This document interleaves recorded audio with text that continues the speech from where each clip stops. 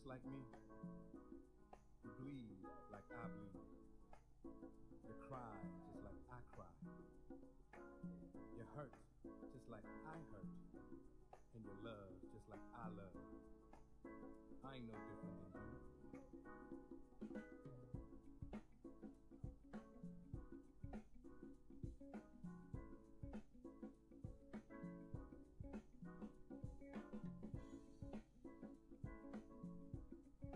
You are be.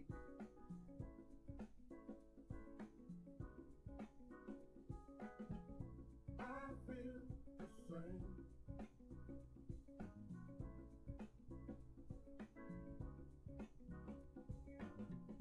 I feel the same.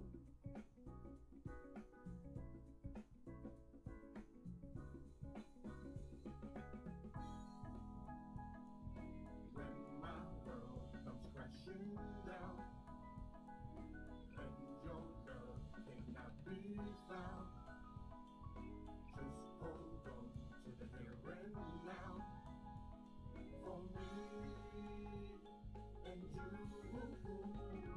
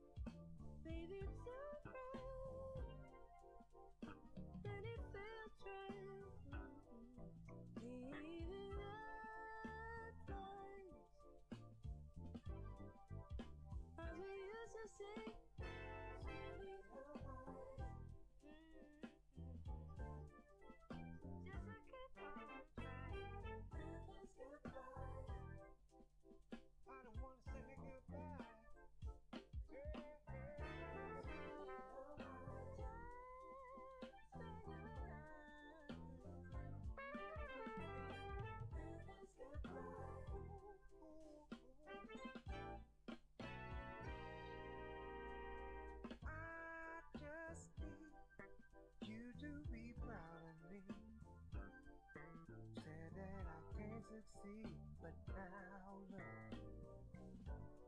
I hope that you can really feel it from way above the sky. And I wish that I could say goodbye.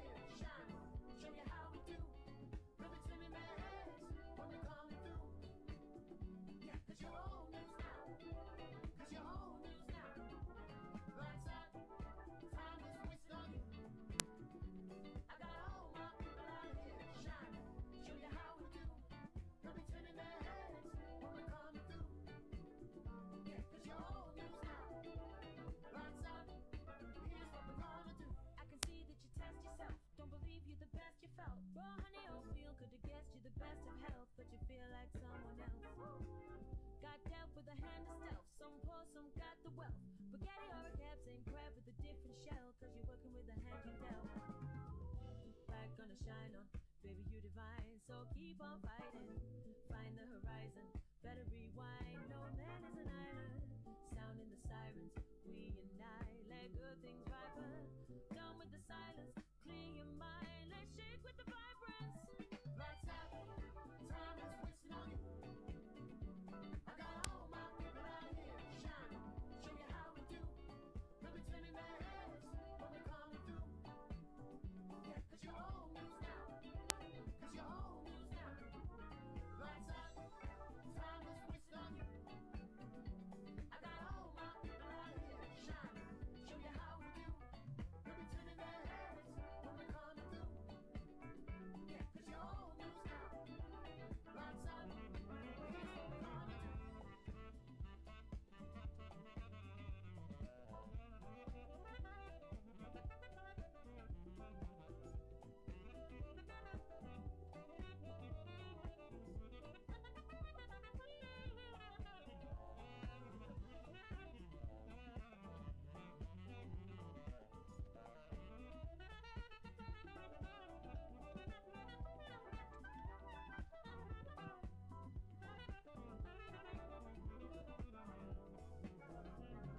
Ladies and gentlemen, for those who are here in this hall, make sure that you are here to attend the National Security International Seminar 2024, as we have two concurrent sessions happening in this ballroom as well as the ballroom next door.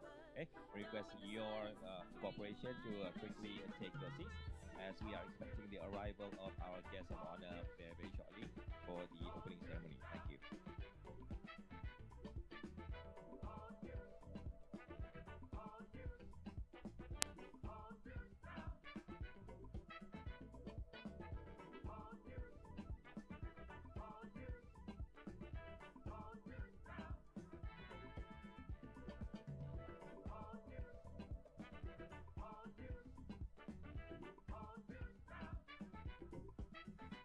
Lights up, here's what we're gonna do.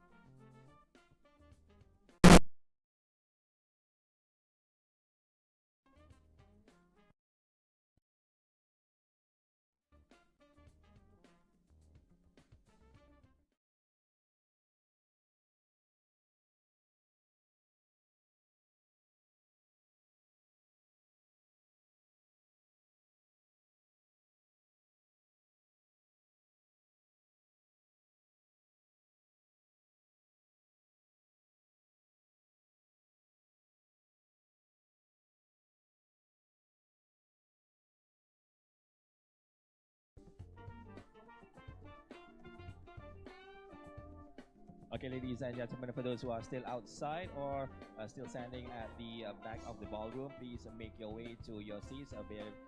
Very shortly, we will start our event for this morning. Okay, make sure that you are here for the correct seminar. This seminar room or this ballroom is for the seminar with the Minister of Defense. In next door is the seminar or forum with the Minister of Home Affairs. Home Affairs will be in ballroom 1. This ballroom is ballroom 2 with the Minister of Defense, which will be having his gracing this event very shortly, okay, as the guest of honor.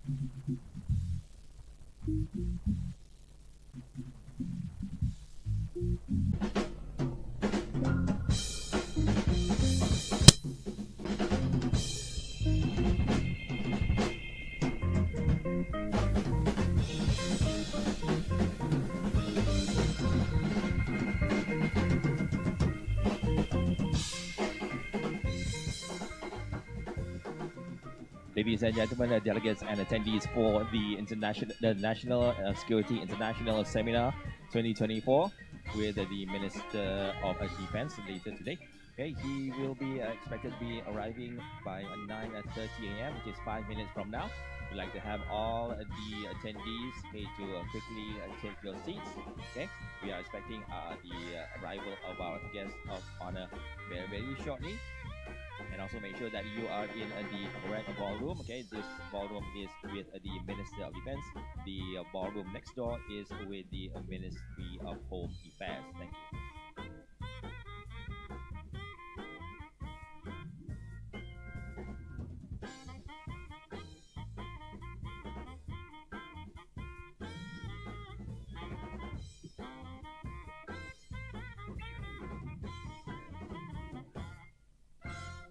Also, a quick reminder to make sure that you put your phones or mobile phones on a silent so as not to disrupt any items for this program this morning.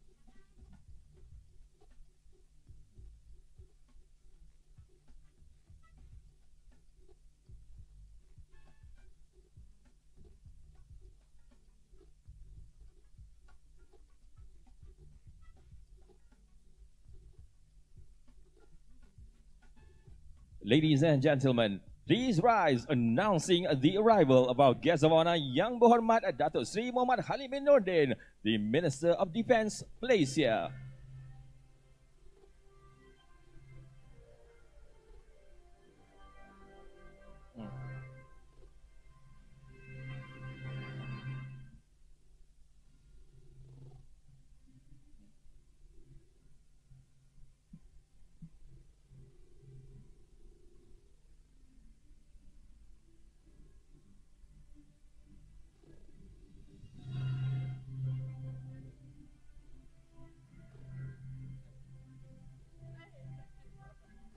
Ladies and gentlemen, you may now take your seats. Thank you.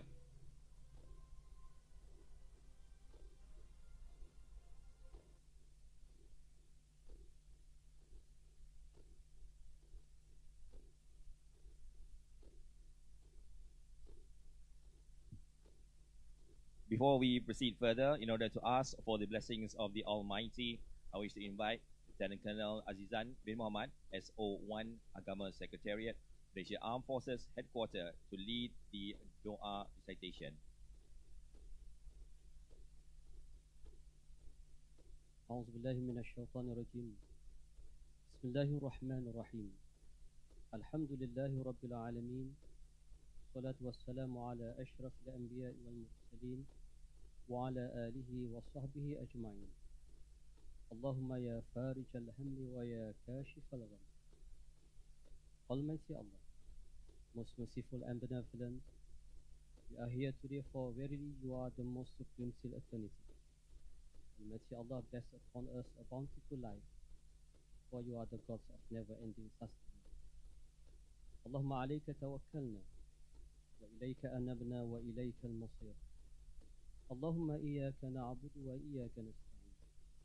O Almighty Allah, in conjunction with the National Security International Seminar on the topic enhancing national security through good governance and credible partnership, opportunities and challenges, we humbly seek your blessings upon us in our life foray. Almighty Allah, grant efforts with ease and bless us with success in completing our responsibility. Allahumma la 'aisha illa 'aishat al-akhir. Allahumma hdina as-sirat al-mustaqim. O Allah most gracious, gather us among those who value your knowledge and consistently do good deeds. Most merciful Allah, cover us with sustenance as we enjoy your blessing. Preserve upon us good health and strengthen our iman. ربنا آتنا في الدنيا حسنة وفي الآخرة حسنة وقنا عذاب النار. Ya Allah, kurniakanlah kepada kami kebaikan-kebaikan semasa kami hidup di dunia ini dan kebaikan-kebaikan semasa kami hidup di negeri akhirat nanti. Serta jauhkanlah kami daripada azab api neraka. Wassallallahu ala sayyidina Muhammad wa ala alihi wa sahbihi wa barik wa sallam. Walhamdulillahi rabbil alamin.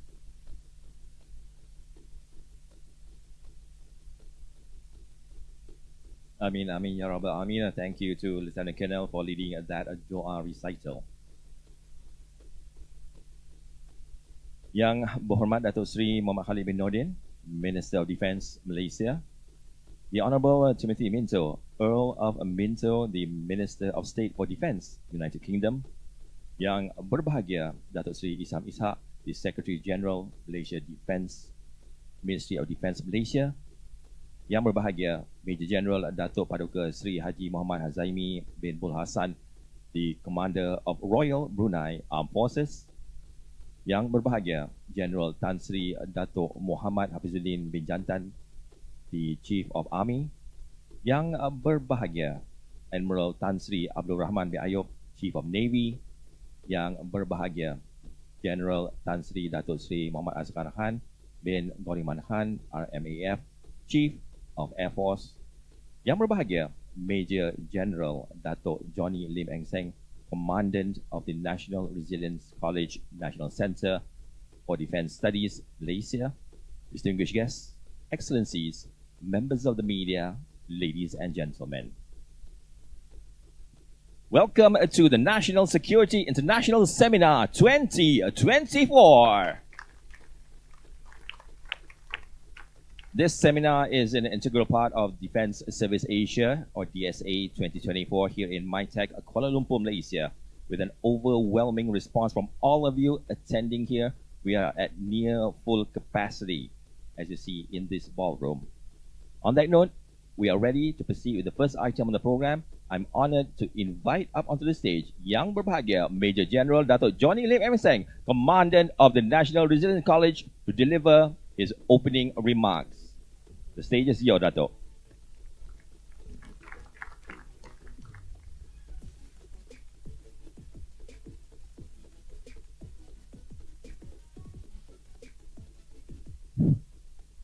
Yang Berhormat Datuk Sri Muhammad Khalid bin Nordin, Minister of Defence Malaysia, Honourable Timothy Minto, Earl of Minto, Minister of State for Defence United Kingdom, Yang Berbahagia Panglima-Panglima Perkhidmatan, Excellencies, distinguished guests, ladies and gentlemen. Firstly, let me be a warm welcome to the panelists and all participants of this inaugural National Security Seminar held in conjunction with Defence Services Asia 2024.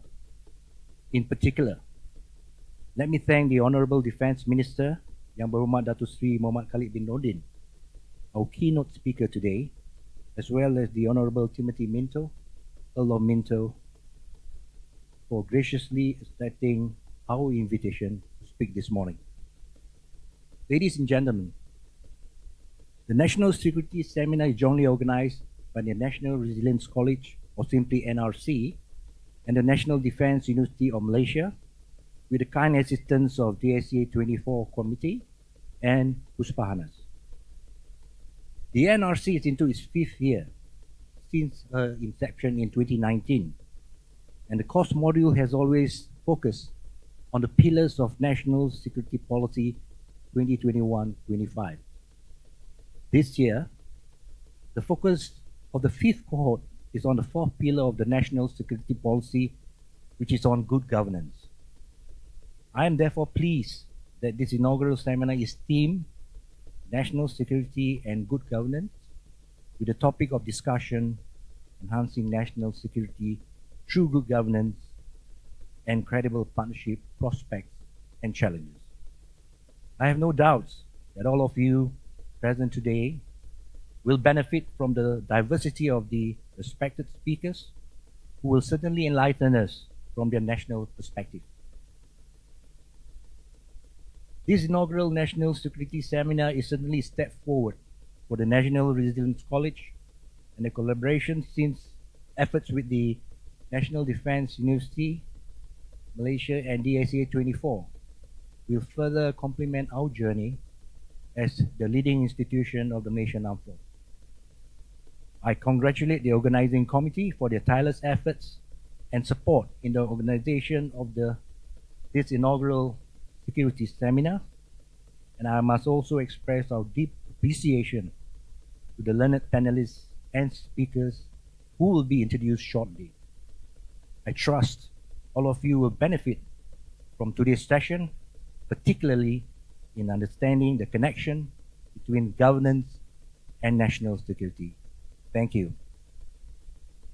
Thank you to Major General Dato' Johnny Lim M. Seng, delivering those opening remarks.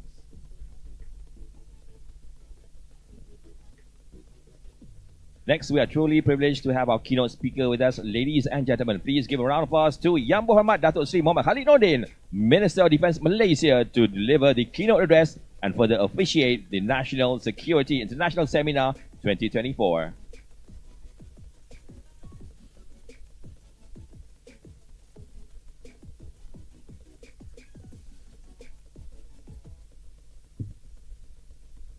Assalamualaikum warahmatullahi wabarakatuh, and a very good morning to all.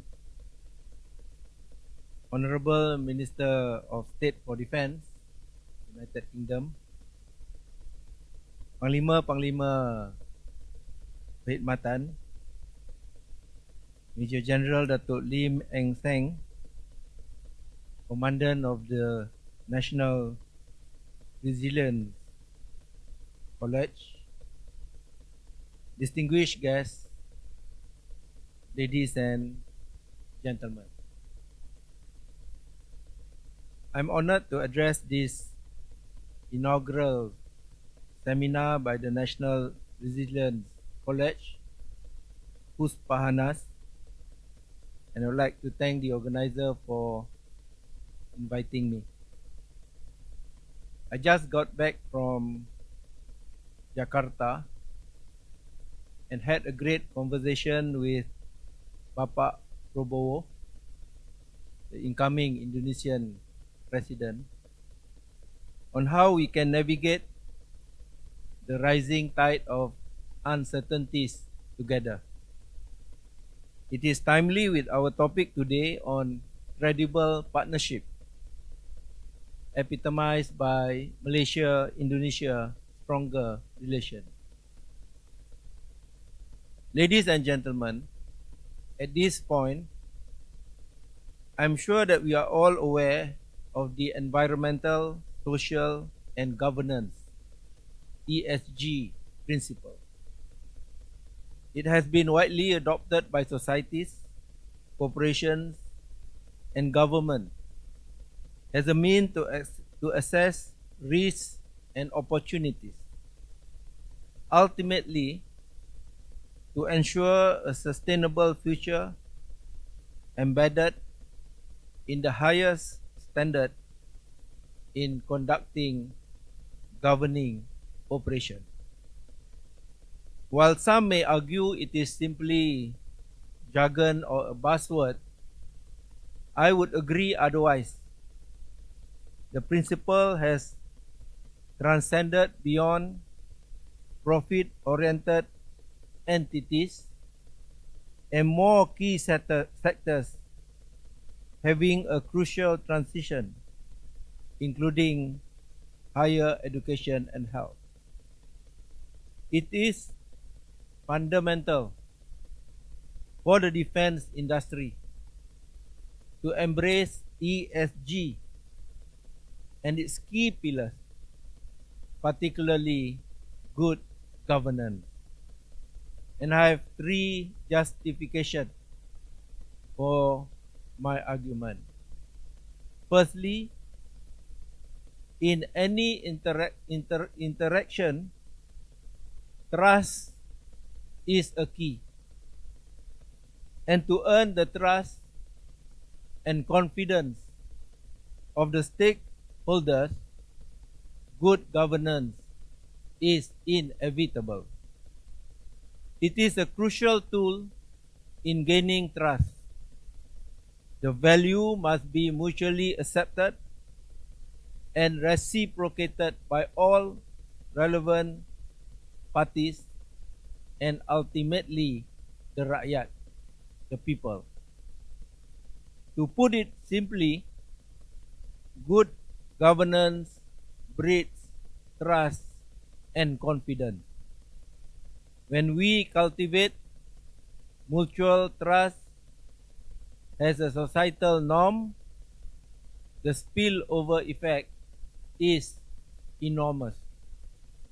A profound transformation can be found in the people and their awareness of efficient policy, thereby fostering a cohesive and cooperative society. Such unity will help create not only a more peaceful society, but also healthy relationship and goodwill among all. This will be reflected in a better national budget, a stellar performance by our military, as well as growing interest among the best talent to join the defense sector.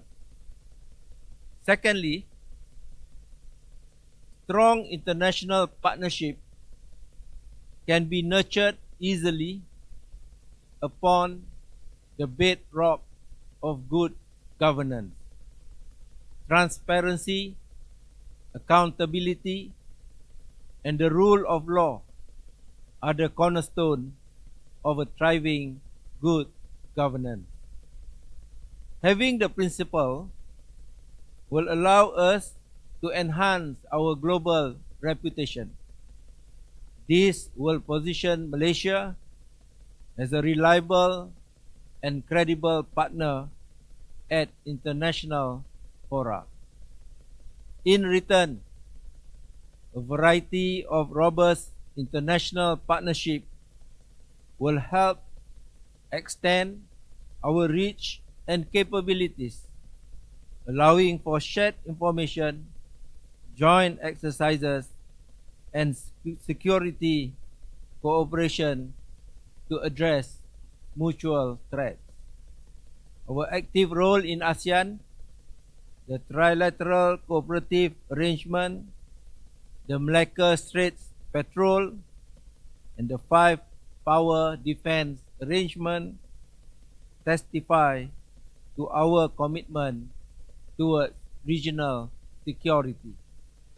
I have personally re-emphasized this importance during various bilateral engagements during my participation in the Munich Security Conference earlier this year.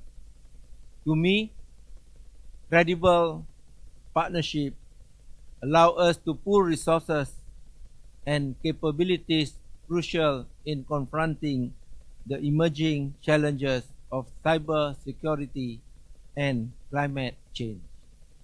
It is imperative to remember no country is too big to collaborate, nor too small to be heard. Prime Minister Anwar Ibrahim aptly emphasized Malaysian foreign policy during the recent Riyadh World Economic Forum on maintaining our neutrality and non-alignment. He said, and I quote, "We adopt a balanced foreign policy approach between West and East and stand clear of any sort of position that is deemed provocative. Whether diplomacy, trade, or security, it is a driving force that keeps Malaysia's unique position as a friendly nation. Our multi-layered partnership in key sectors with multiple countries are a testament to our efficient approach, independent, principled, and pragmatic. Thirdly, good governance serves as the linchpin for the optimization of resources. Despite our ability to weather the current global headwinds, being complacent with our resources is not an option. The optimization should focus on the annual budget allocation, future procurement trajectory, adoption of cutting-edge technology, and increased participation in the reserve unit. This effort will develop a better defense ecosystem underpinned by good governance principles. And this will only come into play when we have a robust governance framework trusted by all. We will refer to the benchmark set by esteemed international institutions to underscore our commitment to good governance and best practices.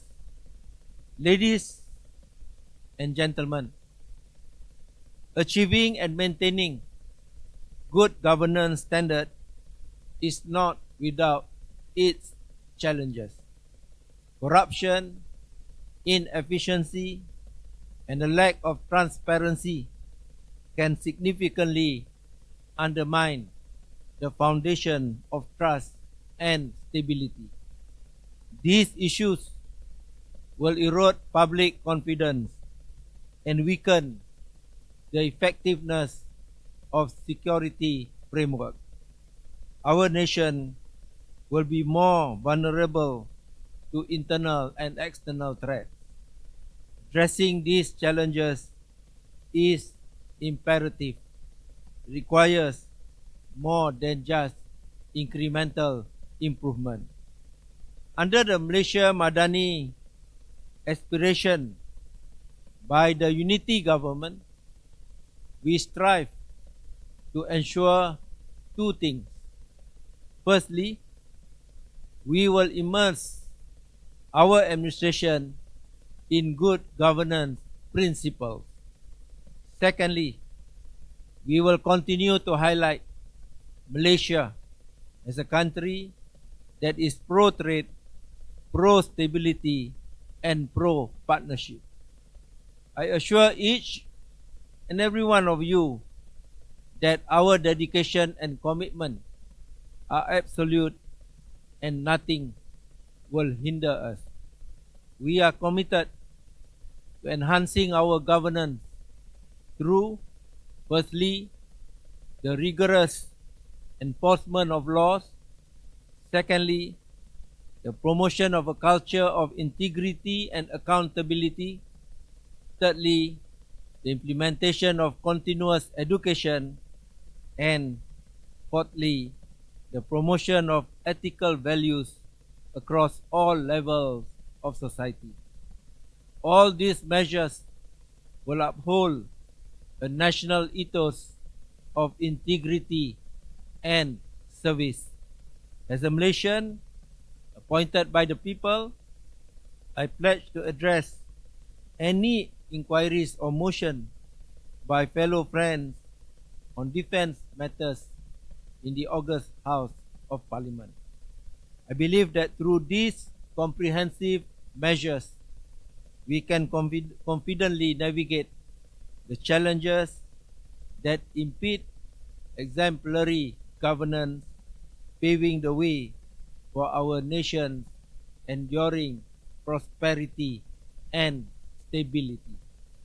Ladies and gentlemen, I'm pleased to share how we are able to strengthen our national security outlook and ecosystem. Our approach is not limited to increasing robust military readiness and devising strategic policies. Instead, it encompasses a holistic integration of all sectors of society, simply known as the whole of nation approach.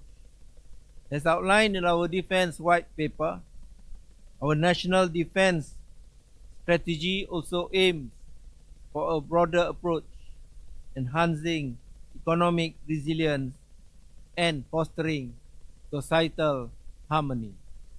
This inclusive approach ensures three things. Firstly, we are well equipped to address emerging threats, both traditional and non-traditional. Secondly, we will be able to strategically seize opportunities locally, regionally, and globally, especially in developing a reliable and productive defense industry. And thirdly, it enhances our national resilience in increasingly complex geopolitical dynamics. Ladies and gentlemen, I encourage everyone to unleash their creativity and share recommendations that will propel our security outlook to greater heights. After all, genius knows no rank or title. Finally, a heartfelt congratulations to the National Resilient College, Uspahanas, panelists, and participants for making this event a major success. Thank you. Assalamualaikum warahmatullahi wabarakatuh. Waalaikumsalam. Thank you, Dr. Sri, for the address. And we have up on the stage Yang Berbahagia Major General Dr. Johnny Lim Eng Seng, the Commandant of National Resilience College, will be presenting a token of appreciation to our Minister of Defense for making time be with us and officiate the National Security International Seminar.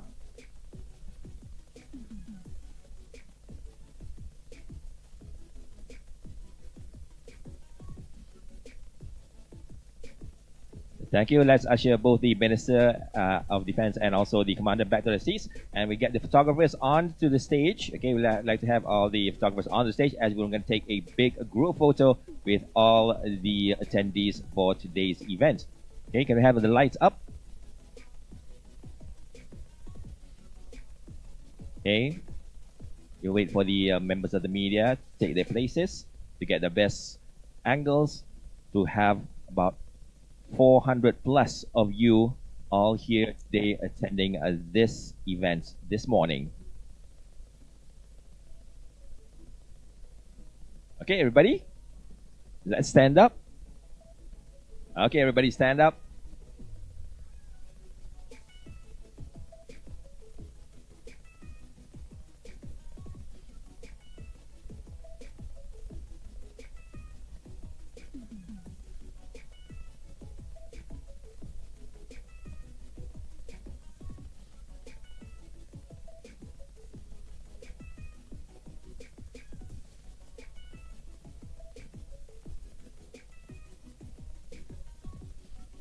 Okay, all photographers, thank you for that final seminar group of photograph. Make sure you follow the social media of the Defense Service Asia. Thank you as well to the Minister of Defense, where the Minister of Defense and the Commander will be heading off. Okay, the Commander will be accompanying the Minister for him to head off for his departure for other sessions and concurrent events happening over these 3 days of DSA 2024.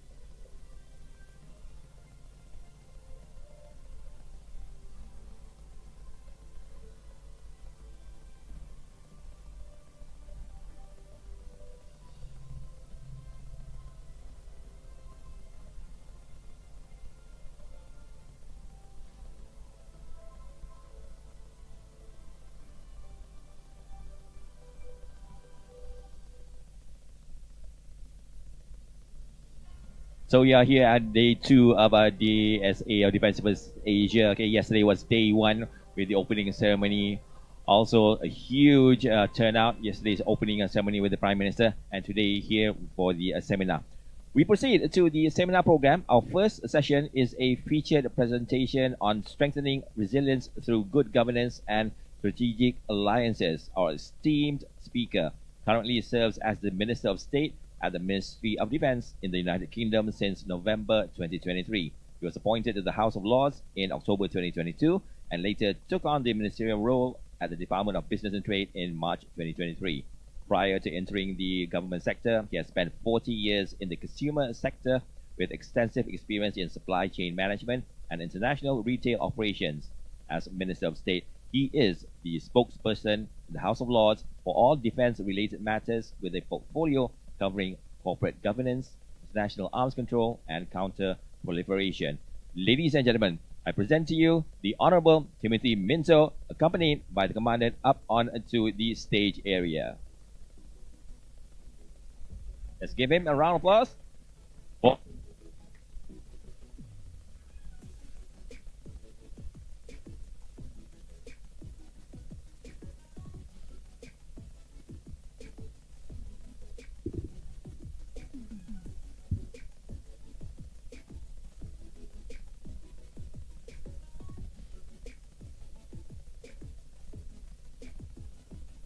Yang Berhormat, Datuk Seri, Tan Sri, Dato, Generals, Admirals, Professors, Puan, Honored Guests, Excellencies, Ladies and Gentlemen, Salamat Pagi. Good morning, everybody. And I'm very grateful for everyone involved in organizing the Expo for this opportunity to address you. To help you understand the perspectives I bring to this conversation, let me give you the briefest overview of my background. In my 20s, I served as an infantry officer in the British Army. When I left the Army, I worked in property, and then, as has just been mentioned, in the private sector, taking the stationery firm Paperchase from having a handful of stores in the UK to having a multinational presence. And more recently, I became a government minister for business and trade, now a Minister of Defence. So you probably wonder why I'm telling you this. Well, it's because I see many parallels between those experiences and the route that partner countries need to take out of our increasingly disordered and more dangerous world. Whether it is military success, success in business, or whether it is our successful international and military relations, the core tenets of success are mutually beneficial cooperation and clear rules. In the military, that was about coming together with a group of people with defined objectives and rules of operation to deliver a result much greater than the sum of the parts.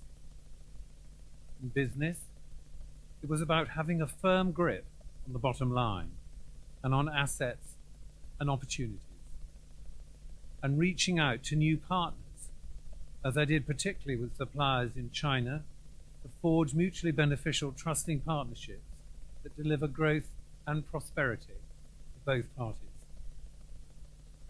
And this type of mutually beneficial cooperation, based on mutually defined rules, is also the approach the United Kingdom takes to its international partnerships. And I believe that re-establishing adherence to those international rules is the only route out of our currently disordered and more dangerous age. Because if you take a step back, all of our current international problems and tensions stem from countries flouting that international rulebook. We have Russia turning its back on the UN Charter to invade its sovereign neighbor, targeting civilian infrastructure without a care for the Geneva Conventions.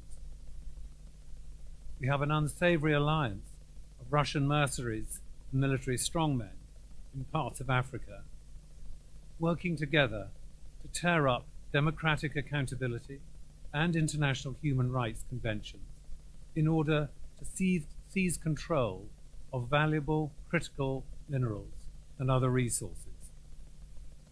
And we have countries like North Korea and Iran violating their nuclear non-proliferation obligations. We have a regime in Tehran that channels weapons and support to militia groups and proxies used to commit terrorism in Israel and to disrupt freedom of navigation in the Red Sea, which is directly impacting your exporters and European customers.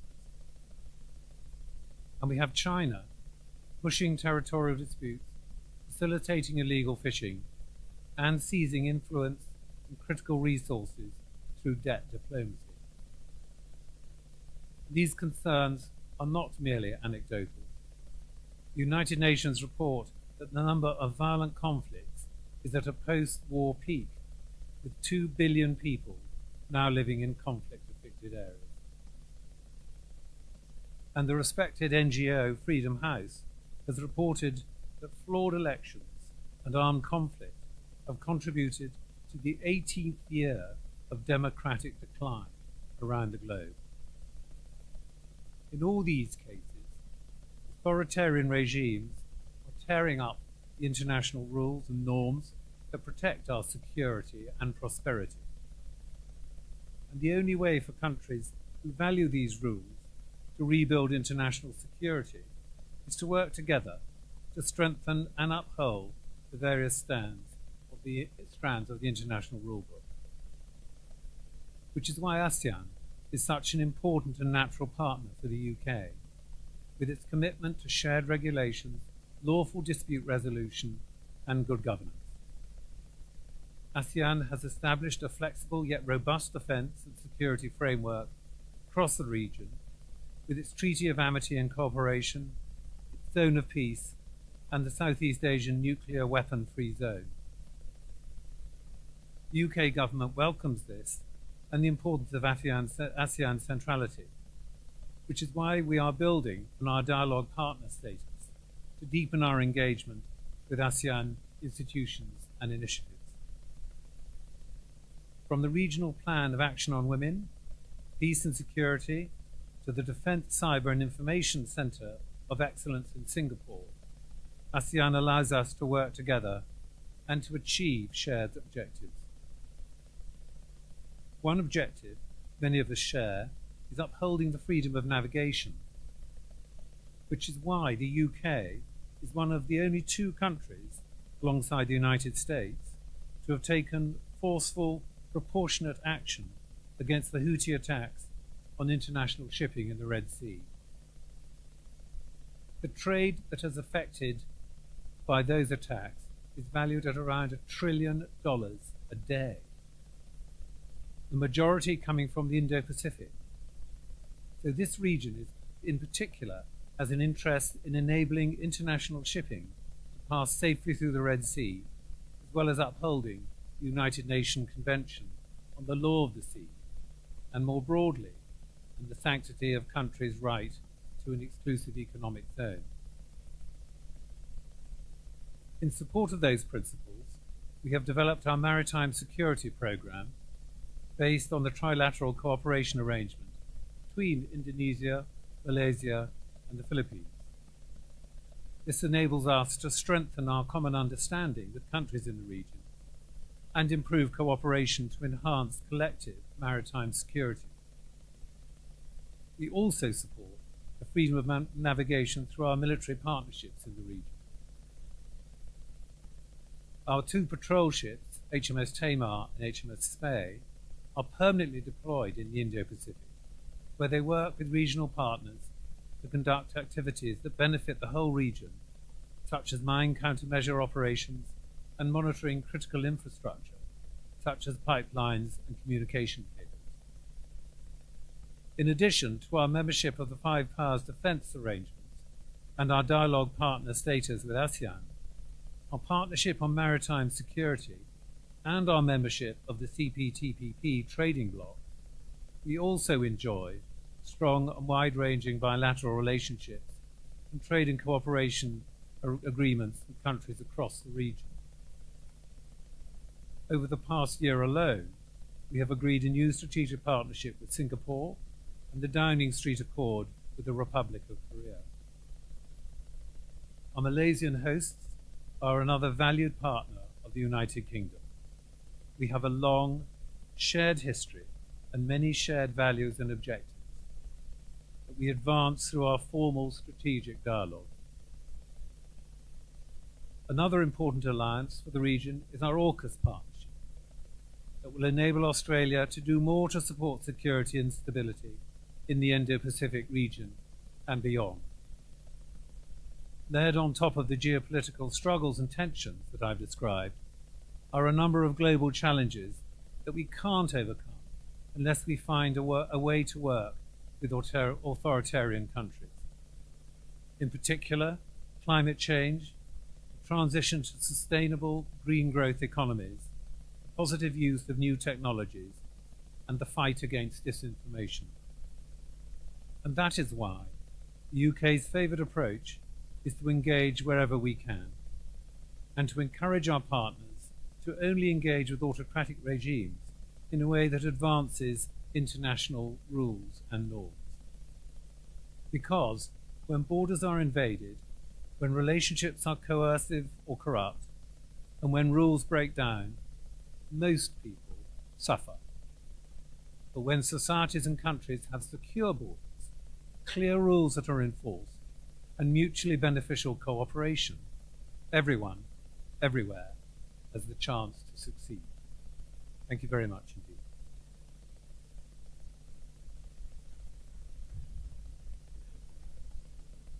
Okay, thank you to the Laminto. We now head on to the Q&A session. If anybody would like to present a question to the Earl, okay, please raise your hand and we'll be passing the mic to you.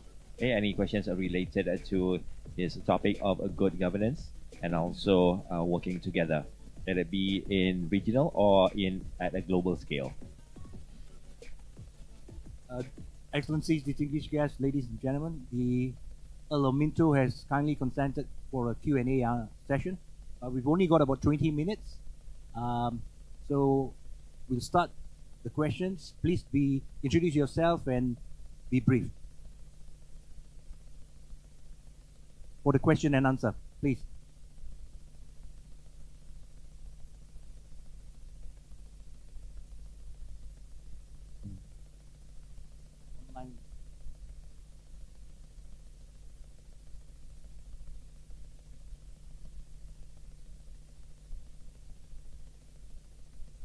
Any questions from the floor? Please raise your hands. We'll pass the mic to you.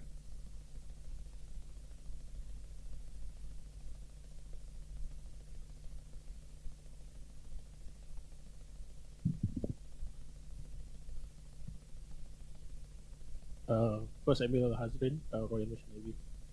Honorable Sir, you talk about rule of law, human rights, but you're omitting the current conflict happening in Palestine and Israel.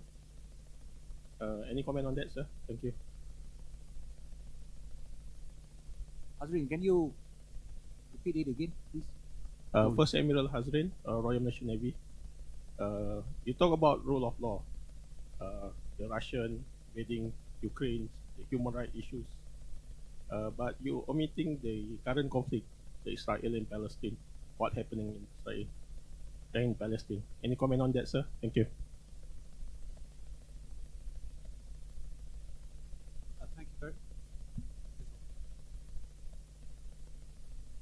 Thank you very much for the question. You make an extremely important point, and I think that the UK, the first thing it does, it expects every sovereign state to for the ability for self-defense. And I think the situation in the Middle East is extremely complicated and long-lasting, where the UK does all that it can to suppress the situation and help both sides reach agreement. We are heavily involved across almost every, whether political, charity, or youth also support, in providing succor and assistance to the Palestinian people in Gaza. Working with our international allies and partners to ensure that whatever can be done to support such a difficult situation is achieved, while at the same time applying diplomatic pressure on the Israeli government to ensure that the action that they're taking against Hamas in response to the 7th of October atrocity is both proportionate and targeted at military rather than civilian. It would be nice to think that that diplomatic pressure can have a more immediate effect. But I think we would all understand that each sovereign state has an absolute right to determine what it decides is the appropriate action. Thank you. I think the next question I'll have my President of Puspanas, Vice Admiral Datuk Sabri. Your Excellency, actually I wanted to ask the same question. So when it is not spoken about at all, so we can't help but feeling there is biasness and something is just not right. The issues in Palestine and Israel is no doubt is long standing, and if you look at history, it started since 1948, and we know exactly whose fault that was initially. But what has been said and what actually been done just does not jive and it's not commensurate. So that's what normally generally people are feeling. Thank you.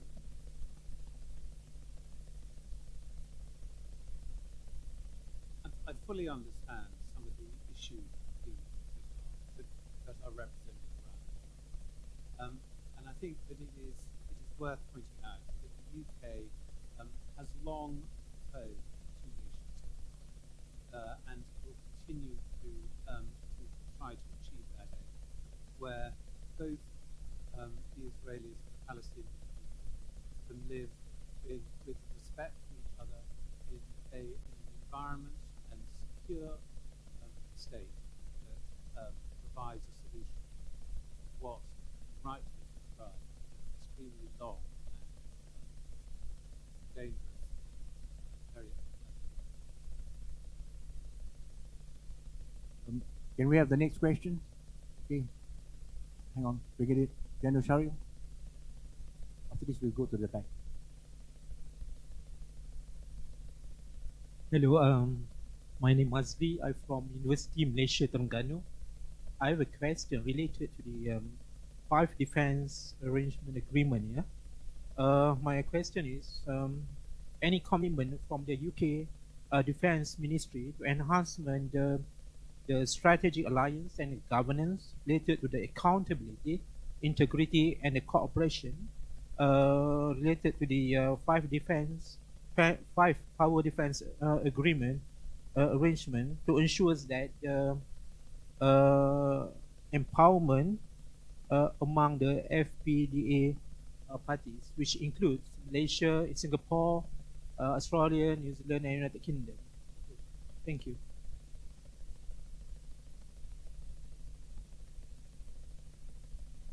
I think what's very important is that these long-standing alliances, which are extremely valuable and give security to large quantities of populations around the world, are worked on continuously to see where improvements can be made, to see where relationships can be developed and enhanced, and overall advance can be made in many different areas.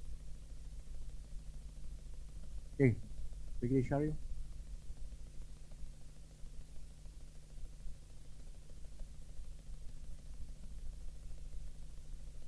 Testing.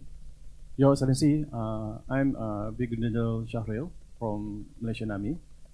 My question is related to good governance principle. In my view, some of the countries, especially in Asia, although they are a bit authoritarian, but it seems they are very successful in terms of economy, and people living in that particular nation are relatively very happy. So the concept of authoritarian is not really jive with the good governance. So what is your opinion? Does it require some kind of authoritarian concept in ensuring the success of a nation based on a certain scenario? Thank you.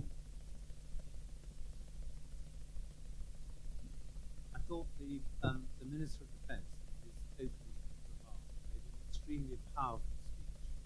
And in fact, it was hard for me individually to disagree with almost anything. I think that good governance, transparency, accountability, responsibility are absolutely fundamental to successful government. And the support of institutions such as the armed forces and international rule of law is fundamental in giving people the freedom of activity within individual states to succeed. Can we have the next question, please? Anybody? Good morning. Hi, good morning, Your Honorable Sir. My name is Major Enoch. I'm attending the Malaysia Armed Forces Staff College. My question is, how is the UK actually facilitating dialogues and also mediation between the belligerent states that you spoke about? Because while you mentioned that the importance of the rule of law, but not all countries subscribe to the same rule of law and also the same understanding as well. So therefore, my question is, how do you facilitate this dialogue? You make a very good point. Not all countries do abide by the same. But I think that as taking a balanced view, I think that the rule of law, where it can be agreed through diplomacy and agreement, and particularly through allies and cooperative partnerships, has stood the test of time and succeeded where others have failed. So I really do believe that to benefit individuals living within different states, it is important to realize that we now live in a very internationally cooperative world, and that our allies and partners have never been more important in maintaining. Ladies and gentlemen, I'm sure you're aware that this event is also a hybrid event, and there are about, I think, 500 over followers now on following us on the internet.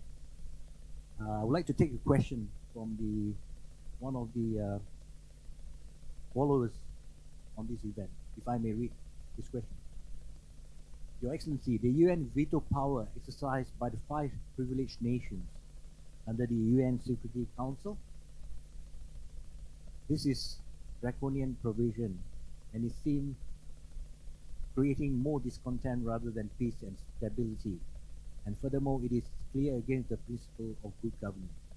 What is your comment on this? It is by Datuk Abdul Halim, one of the hybrid, following the hybrid.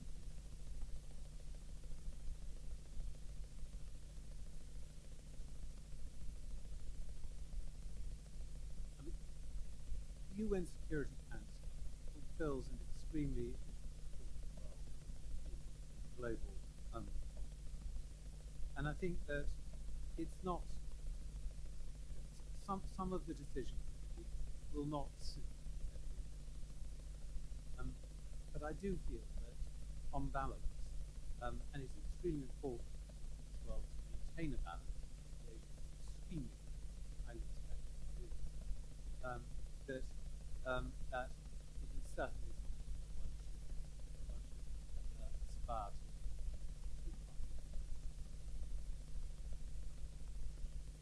Can we have we've got time for perhaps last 2 questions.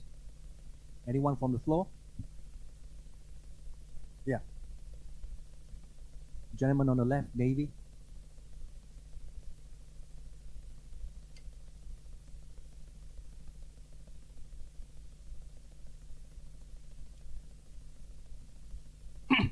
Good day, Honorable Sir. Lieutenant Commander Rizwan from the Malaysian Armed Forces Staff College. In light of the ongoing tension between Iran and Israel, how is the UK and the allies working to maintain stability and prevent further escalation in the region? Please, sir.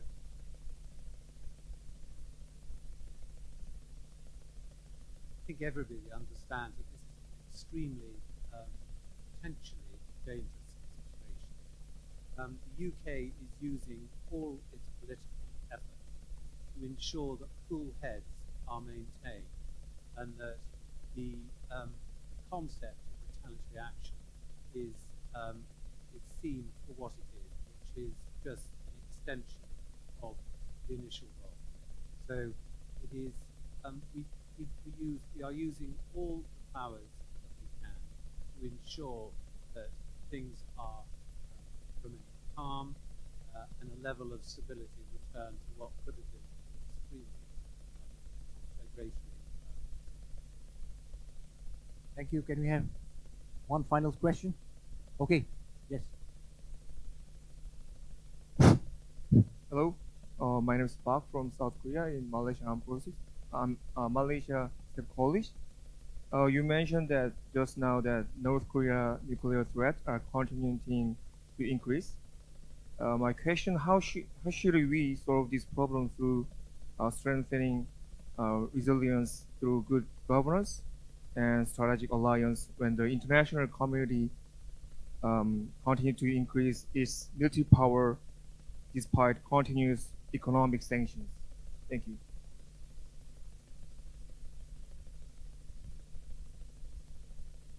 I think that with a state such as North Korea, it is extremely important to impose sanctions and continue to do so. I'm sure many people will be aware the UK is at the forefront of issuing sanctions against individuals and organisations throughout these troubles. In fact, it's probably worth mentioning that we have issued sanctions against individual aggressive Israeli settlements in the Palestinian situation in an attempt to make our balance here. And I believe that South Korea is extremely important to continue to support that state as the agreement downs. Okay, Excellencies, distinguished guests, ladies and gentlemen, I think I have to wrap up the session. Earl Ominto, Your Excellency, thank you for coming. And for those who are not aware, this is the Earl's first visit to Malaysia. He arrived yesterday evening. The time in London now is, I think, about 3 a.m. Yeah, and he's got about like 5 coffees today to keep awake. But thank you, sir. And we hope this engagement and will continue in future. And in 2 years' time, we'd like to invite you again, stay a bit longer, and have more food. Yeah. So, Excellencies, ladies and gentlemen, we end this session. If you could give just a big round of applause to Earl Ominto for his wonderful talk and Okay, it's been thank an you. Absolute pleasure to be here. Thank you very much indeed. And we have on the stage there a presentation of Mental token of appreciation as our featured speaker from Major General Dato Johnny Lim Eng Seng, the Commandant of the National Resilience College, to the Earl.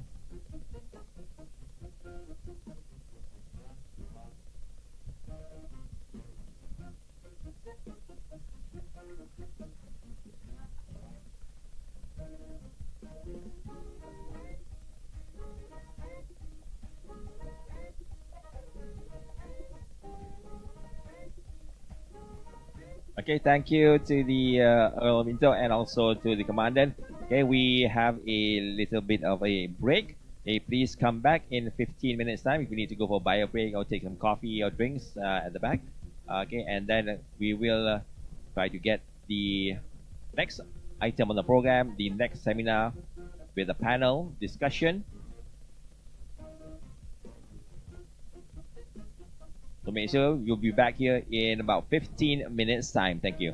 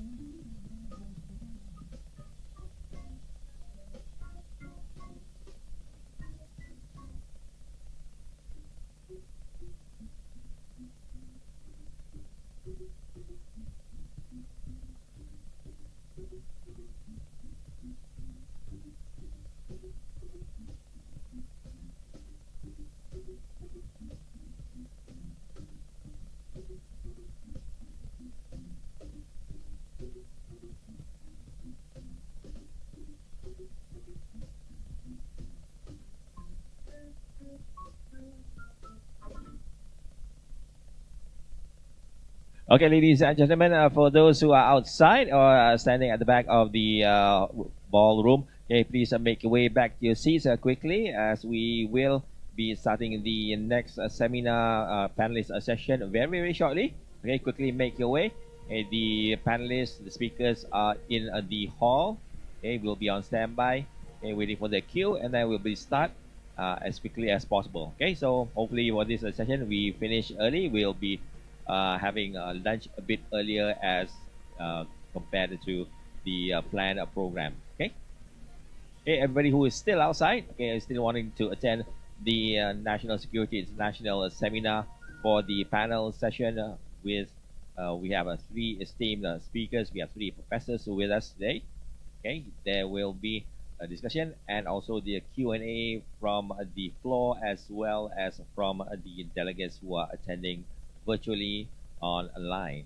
Okay, for this we will continue the discussion about governance and also resilience. And hopefully we break off for lunch earlier than the planned 12:45 or 1 p.m.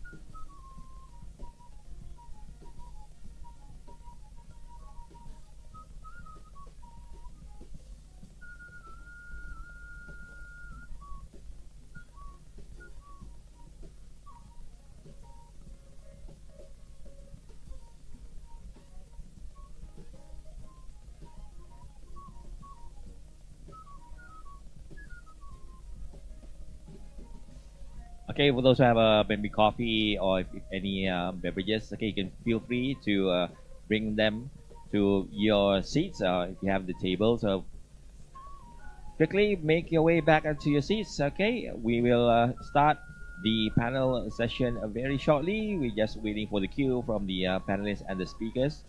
Okay, everybody who is still standing, please quickly make seats. Okay, take your seats accordingly.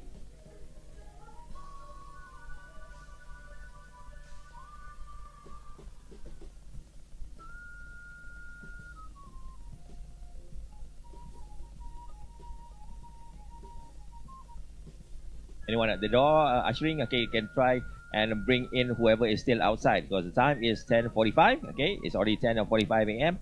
We'd like to get the proceed with the items on the program.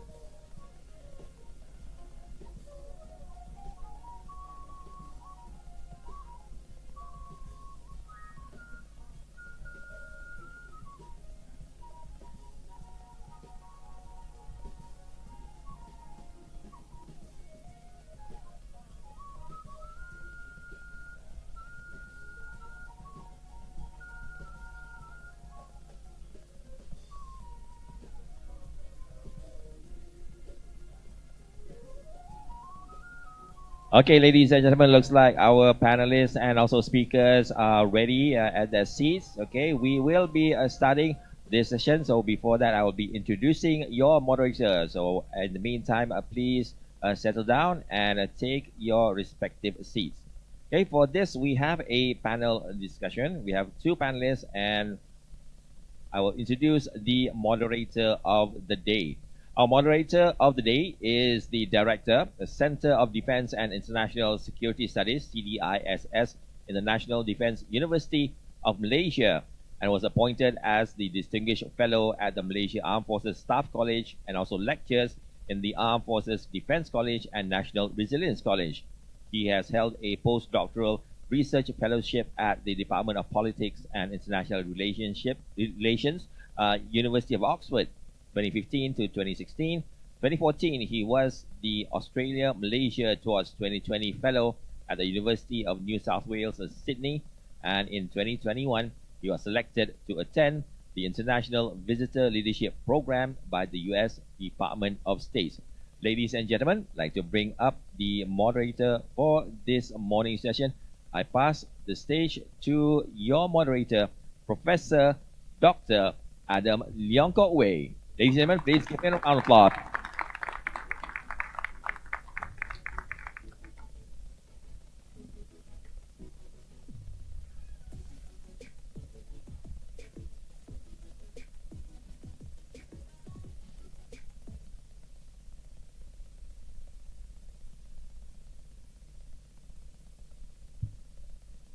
Testing? Oh, all right. I'm online. All right. Thank you very much, MC, for the kind introduction. Today is an exciting morning. But before I start my duty as the moderator, the stage is a little bit big for me by myself. I feel very lonely. So I'm going to invite my panelists to join me on stage, Professor Rohanas and Professor Tokuchi.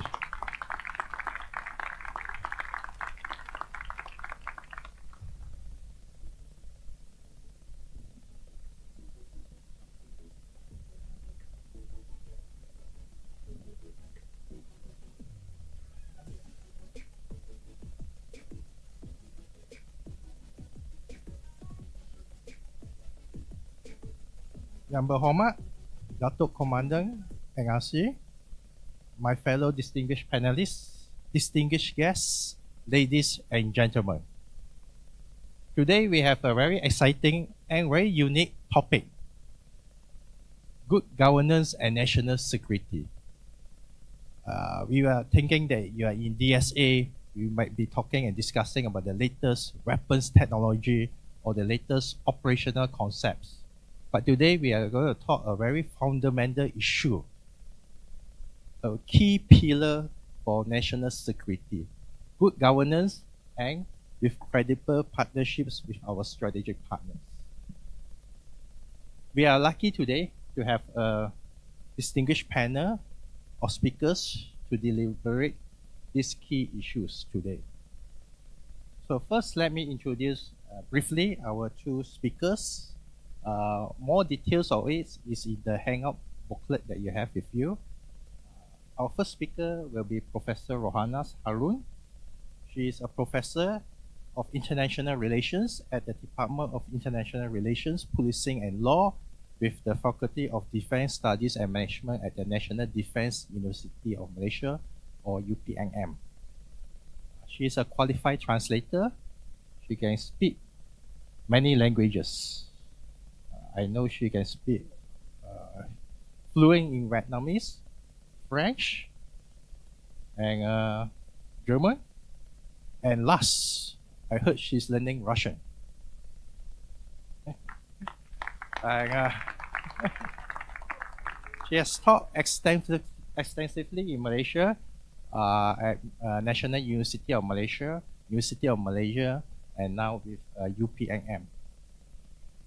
Her areas of expertise are Malaysian foreign policy, Southeast Asia security, peace building, and national security. Our second speaker is Professor Hideshi Fukuchi. He is president of the Research Institute for Peace and Security, or IPS, RIPS. He has served in various capacities in Defense Agency, later known as the Ministry of Defense of Japan, since 1979, from 1979 to his retirement in 2015. After that, Professor Tokuchi has served in various academic and research positions, namely visiting professor at National Graduate Institute for Policy Studies, visiting fellow at the Institute of International Relations of Sofia University, and senior research advisor at the Institute for International Policy Studies. So, with such diverse background of our two speakers today, I'm sure we'll have an interesting seminar today. Good governance and national security are closely intertwined. Good governance have the latent potential to enhance a state's national power, or in our case here, our military power, to protect and safeguard our national security. Good governance builds trust and confidence in the government's ability to protect national security. Governance structures must be adaptable and resilient to evolving security threats and challenges, such as cyber threats, terrorism, pandemics, and geopolitical competition that we see today. Ladies and gentlemen, as moderator, I do not want to abuse my position by giving a very long introductory lecture. We have two distinguished speakers here who will elaborate more about these provocative and critical issues today. So I would like to start the session by inviting Professor Rohanas to speak. The floor is yours, Professor.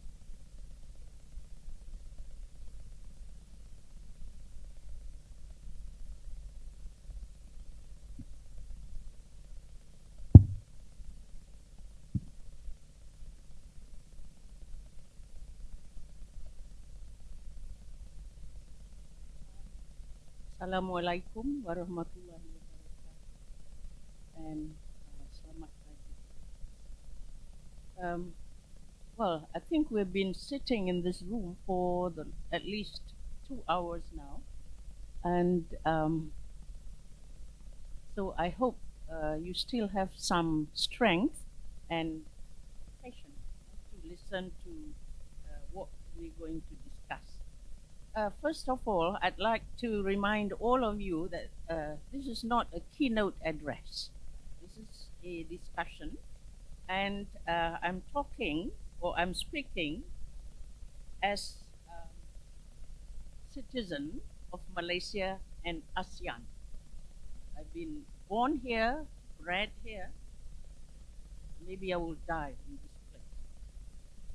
So, but of course, I have lived abroad in troubled areas. I'm telling you a bit of my background. I lived for quite some time in Vietnam, and I lived in Pakistan, bordering Afghanistan. I lived in Yugoslavia during the war, and spent 5 years in Africa, in Côte d'Ivoire. The only peaceful place outside Malaysia where I lived, I would say, France. Now, if I compare with with ASEAN, all these regions with ASEAN, I can safely say that the ASEAN region is probably one of the most stable and peaceful region in the world. So, I want to set that straight because I think quite a number of external observers, others who are not from the region, they seem to have a very not quite right about the situation in the region. So that's the background. Now, oh, okay. Oh, why don't you have a TV on this side? Okay. This is, gentlemen, I feel very awkward because a number of things that I wanted to say has been already mentioned by the minister, and so I will not repeat some of it. Of course, he said it in a more eloquent manner than me, so you forgive if I'm a bit awkward this morning. I've been trained in diplomacy, but after 25 years with the staff college, with the MINDEF, I think my mind is a bit like a military, meaning sharp shooting. So I'm trying to reconcile between my training in diplomacy and the long time that I spent in the military. So I feel that I'm a duck. I can't walk properly, but I can't swim properly. So that's for your background. Now, there are, to my mind, 3 factors that made us rethink about security or national security. And that is globalization, the end of the Cold War, and awareness about good governance. So these are the factors that shape our thinking on national security. However, I would like to say that not all states are equally endowed with resources, with skills or expertise to manage security. Hence, we need what we have coined a credible partnership. You have heard just now the Earl talking about alliances, etc. I think at this point in time, in this era, we should move away from this thinking of alliances, fixed alliances for the purpose of security, because that will create a suspicion of others. So we go for credible partnership. This is what I'm trying to express. Okay, let's look at the idea of national security. What shaped national security of each nation? Now, the national security, one way to understand national security is to look at the core values, which I will come after this, defined by each nation, including political stability, national unity and integration, well-being of the people, and economic security. And to achieve the objectives of national security, states or each state will propose or formulate policies and strategies. Now, the point that I'm saying here is that countries or states are at liberty to define and to manage their own national security. Whether you are a democracy or we heard just now the word undemocratic authoritarian, because national security is about your own interest, defending your own interest.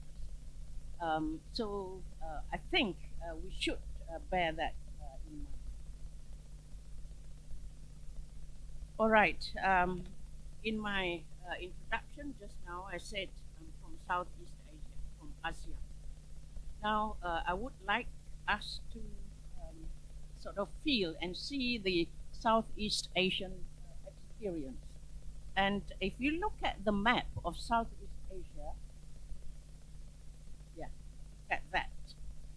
It shows the importance, the geostrategic, the geopolitical importance of ASEAN region of Southeast Asia. No doubt, we are made up of 10 small countries, middle and small countries. But if you look at the situation, the location of ASEAN, it is impossible to bypass physically and non-physically.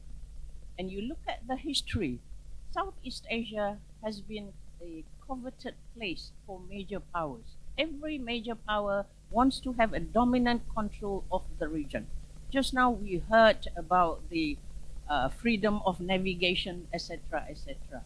So, I think for this reason that one should put ASEAN in a proper perspective in international politics, and that is do not marginalize this region. We should be in control of our destiny, and that is national security. I don't want people coming to say, oh, you should be like this and like that. No. Right? Now, being geographically and strategically significant and being coveted by major powers since a long time, of course you will see that there are many challenges, security challenges to the region. And one reason why there is peace and security, but there are also security challenges. You look at the sea and the land in the ASEAN region, it has become a route or a path for movement of peoples, refugees, etc., and all sorts of transnational crime, and most recent terrorism activities. And very important, there is an ongoing overlapping territorial claims in the South China Sea, creating tensions and, of course, creating uncertainty in relations between states in the region and also with external regions. All right, so that is a sort of background to place why national security over state, and here for Malaysia, it is very important that we define, we decide what is our best interest and how we are going to get that interest. All right. For this section, I will refer mostly to the Malaysia's national security policy, which has been introduced by the government of Malaysia. The national security policy of Malaysia is the overarching policy for comprehensive national security aimed at maintaining, safeguarding, and defending the national core values which will ensure the survival of Malaysia as an independent, peaceful, and sovereign nation. Now, this idea is also expressed in the national security policy and defense policies of other countries in the region. So you can look at the Philippines, Indonesia, Vietnam, Thailand. They express a similar concern and also similar challenges to the national security of their country. So I will take focus on Malaysia as an example. So these are the core values. If you look at the national security of Malaysia, there are core values is at number 4. So these are the core values of Malaysia's national security, territorial integrity, etc. Right. Now, it has good governance. Good governance is at number 4. So this is what I'm going to focus. And the last one is international recognition. It's not stated in the national security policy. We come to that. So let's look at core value number 4, which is called good governance. Good governance is fundamental, as emphasized just now by the Minister, to national security. It concerns not only the government, but also the private sector. This is because good governance will enable a country to implement the policies that have been formulated, manage resources of the country efficiently and effectively. Now, to continue, good governance is fundamental to national security. Right? How come it doesn't? Right. Technology. I think human being is much superior. Thank you, Dato'.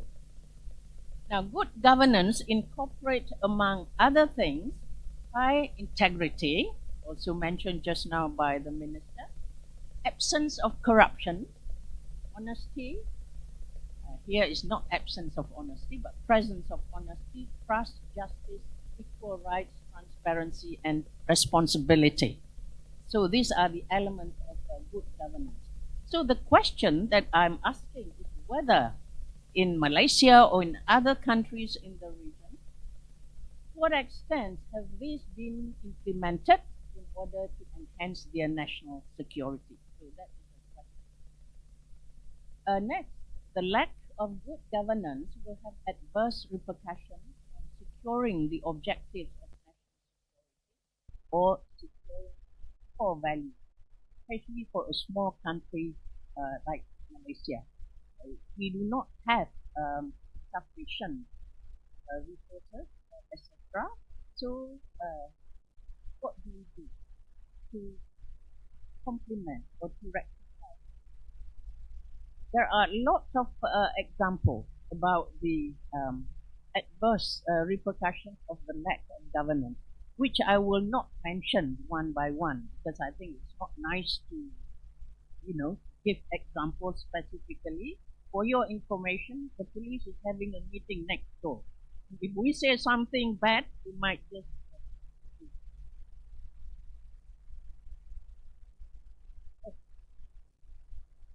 There's a need for good governance.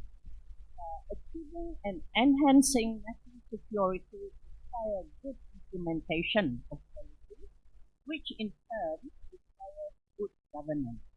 So without no guarantee for the nation to survive as an independent, safe, sovereign nation, as explained in the national security of Malaysia and of many other nations. Now, very important, governance will bring confidence to the authority. So again, we can question whether we have a good governance, or is the public restless?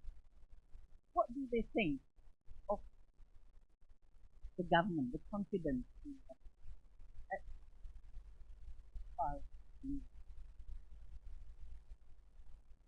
Right. Now, I want to mention two specific repercussions of not having a good governance in the implementation of our. Number one, it may expose external blackmail and also political manipulation of external. Number two, the lack of governance will weaken the government and strengthen national security, and by that will weaken the government. Now, the third one is the leakage. Are you hearing my voice? It's okay if you're hearing my voice, but if I'm hearing my own voice. So, first one is the leakage. In Malay, we call it ketirisan.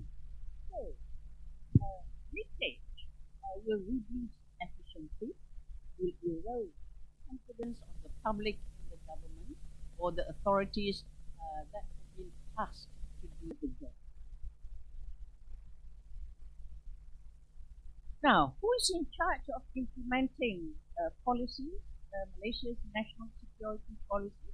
There is one body, which we call the Malaysia's National Security. So that council has been given the power to formulate and implement the policy. But are they in control of the means, the method? But they are in charge of monitoring of the implementation of this strategy.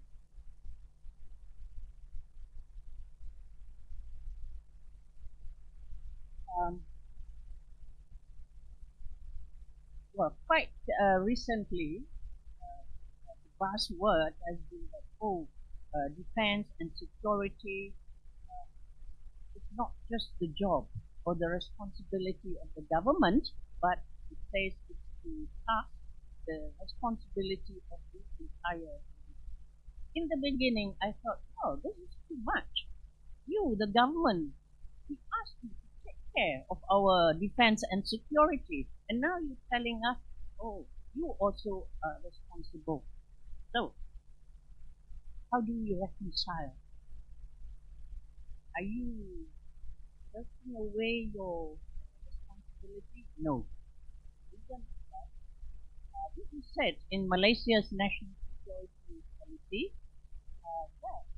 that the government needs support and cooperation of the people.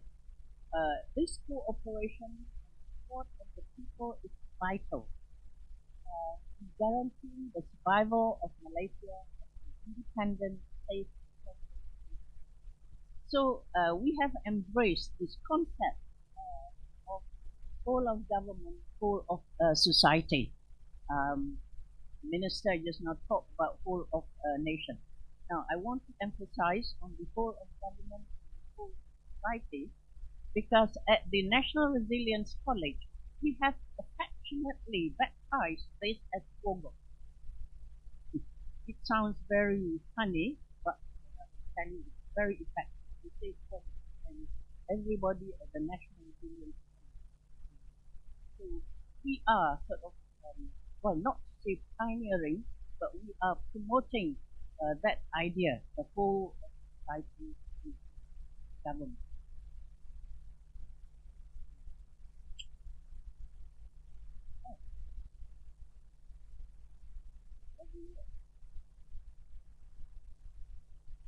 Okay, so done about briefly about good governance. What are the elements of good governance? How good governance will help implement your national security policy, and also the repercussions of not having a good governance in your national. Now we look at the credible partnership. The minister has also talked about that. Earl of Binti mentioned about partnership, but in a different spirit. Like, now we coin this credible partnership in order to avoid from being trapped into an alliance, which has been practiced in international politics. So what is alliance? Alliance has been defined in general as an arrangement for the purpose of security. So it comes with lots of rules, procedures, and also some kind of unequal relationship within that alliance. So we want to avoid that, and therefore we say credible partnership. Now, there is nothing mentioned about partnership or credible partnership in Malaysia's national. Instead, it says pillar number 9 of the national security. To me, that is a result rather than a success. What we are looking is what goal produce a result. So I propose that we substitute with credible partnership. The other reason why I don't want to say, national recognition, we don't want, I think we should not be obsessed with international recognition. We want to be the tallest, the best, the biggest, everything. Well, that is for others to recognize you. But long as you do this process, credible partnership, your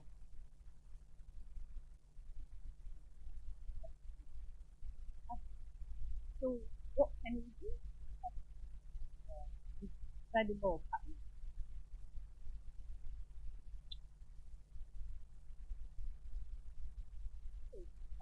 What is incredible partnership? Essentially, cooperation with countries for common objectives. In this case, national security objectives. The cooperative relationship includes here elements of reliability, reliance, mutual respect, understanding, trust, mutual help or assistance. The idea of self-help. Because the idea of self-help in international politics is for you, for yourself. It's quite selfish definition. And as I mentioned just now, not in the form of an alliance, because that would raise suspicion. You create an alliance, the first thing they will ask is, what is it for? Against whom? But you have credible partnership, then that question of against whom. However, there are countries today, and even in the region, who have had alliances, but today it's no longer actually. I mean, of course, the most recent alliance is AUKUS, the alliance between Australia, the UK, and I think we ought to ask, what was the point? Why?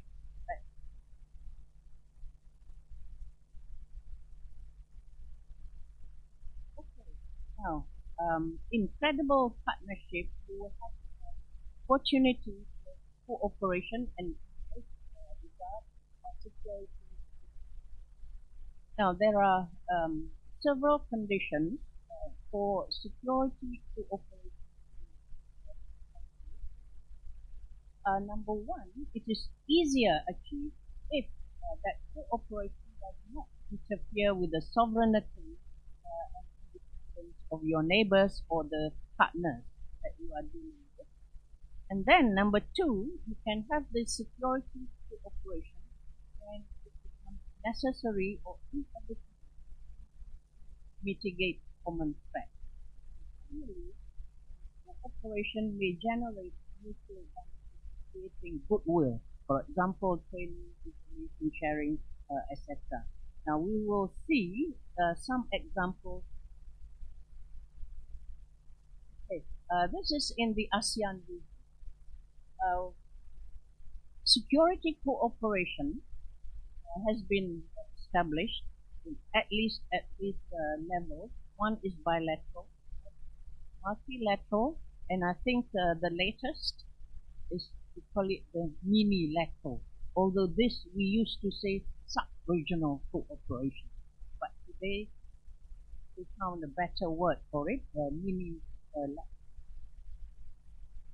And out of the three, I think for ASEAN, mini-lateral has been most favored and also most successful, because it responds precisely, more precise manner to the needs of the countries. So some of the cooperation that we had in ASEAN, this is quite well known, the Malacca State coordinated patrols in combat very well known in the beginning it was Malaysia for Indonesia and later joined by. So these are some of the, I will provide you with the name of the mini-lateral or the trilateral. The area of Indonesia, Malaysia, and Philippines, and this is a very important area, very important security area in the region. However, it has been said that the Sulawesi area has proven to be difficult, to manage and to operate. So, well, recap. I think Malaysia is not involved. Well, in the beginning, so I don't know whether. Okay, now I have sort of described to you the challenges, security challenges of ASEAN. There are some disputes, differences between countries, but why is it no open conflict? There is no war in the region, despite all this. Number one, I think we all have agreed that maintaining peace, security, stability, prosperity that we have achieved so far is very important. Therefore, do not destroy it.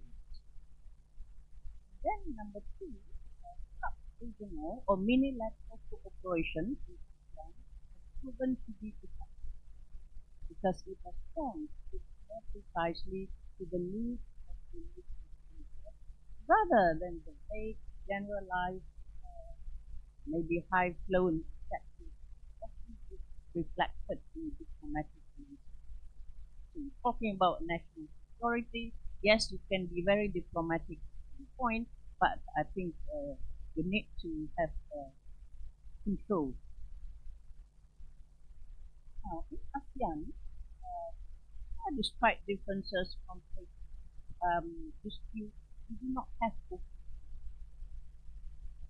because we have cooperation, which is quite often facilitated by shared cultural values.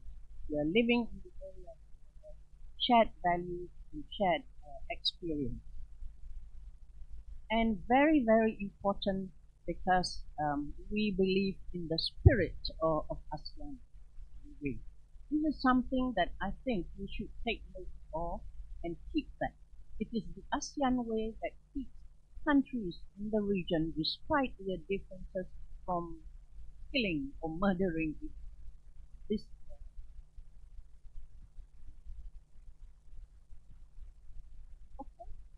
Now we look at the challenges to security cooperation. When you talk about national security, we have established the fact that it's national, meaning it caters or focuses on the interests of a particular country. So to have cooperation, there are problems with here. I mentioned that national interests of countries do not always agree with each other. So sometimes it becomes obstacles to consensus and the common action response to problems. Number two, national security is a very delicate and very sensitive for a state.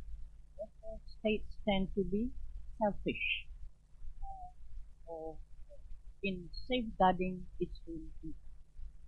And finally, in ASEAN especially, we follow the ASEAN way, they want to avoid changing independent sovereignty of another state. So these are some of the, well, not to say major obstacles, but some factors that may create reluctance of some states towards security. But geopolitics and experiences of Southeast Asian countries dealing with threats cannot use cooperation with power to maintain peace. So, in this context, all these regional powers, they are welcome. Countries like Japan, Australia, and even the UK. Maybe even the UK. We need them, but on our own terms, as credible partnership, not as, alliance. Huh? 3 minutes. Oh, have I exhausted? Give me 6 minutes. However, partnership needs to be properly defined so that smaller or weaker partners are not external political activities and minimize the possibility of major powers interfering with national affairs.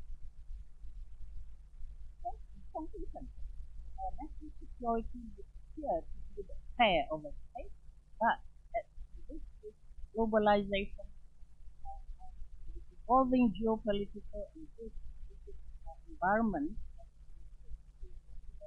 internal and external variables are intertwined.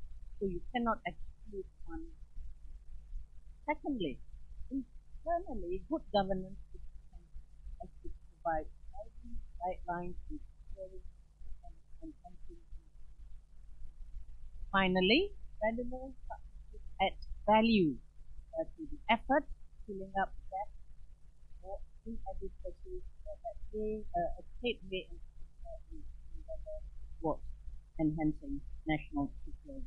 So with that, ladies and gentlemen, that's my 2 cents worth of discussion on national security. Thank you very much. Thank you very much, Professor Rohanas. That's all for this discussion. on to Professor Siti.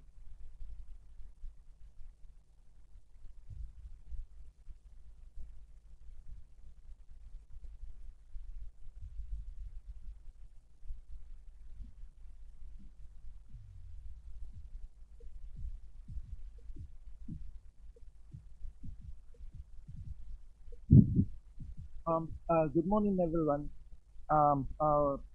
Professor Dr. Adam, thank you for the kind introduction. And first of all, let me thank the organizers of this conference for inviting me. And my special thanks goes to National Defense University and also National Defense College. And I'm always grateful to all those people who raised my group and see and stay in this group. Thank you very much. But actually, in Japan, I didn't imagine that it's already winter in Malaysia. But thanks to the very warm hospitality of this country, I hope that I can survive for a few hours in this chilly room. Well,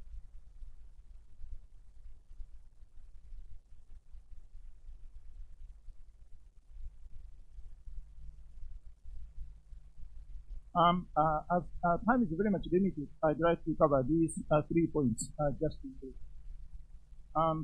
Today's world is full of risks and dangers. The great power rivalry between the United States and China remains intense, although there is a sign of a possible stabilization.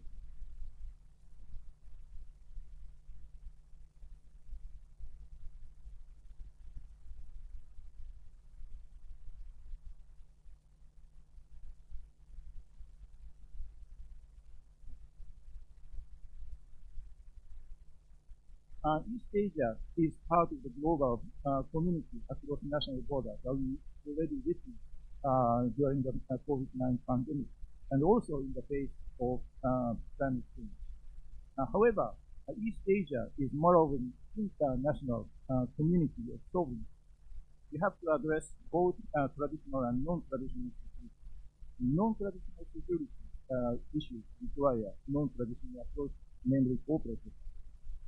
But even cooperative measures to address non-traditional challenges are overshadowed by traditional systems. As East Asia, particularly Northeast Asia, is at the forefront of the US-China rivalry, I would like to focus on the traditional security challenge. In the 16th century, famous Portuguese poet said, "Where the land ends, the sea begins." It is exactly what East Asia is all about. The big land power and the powerful sea power face each other here in this part of the world. Both Northeast Asia and Southeast Asia are part of the two states of the Indo-Pacific. But there is a notable difference between the two. There are 3 nuclear weapons used in Northeast Asia, and all these 3 states are authoritarian. It is hard to explain the decision-making of people. They are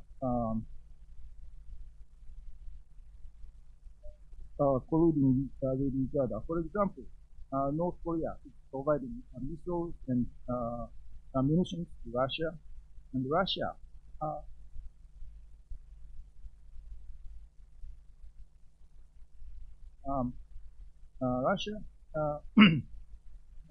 against UNF for denuclearization of North Korea.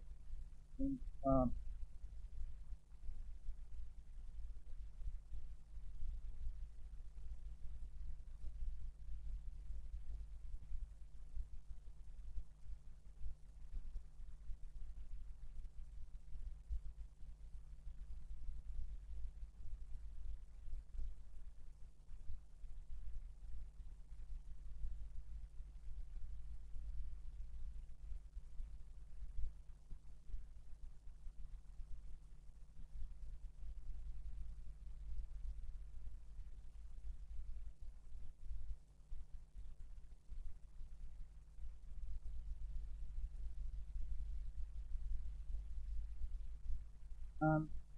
China and Russia said years ago that the friendship having no limits.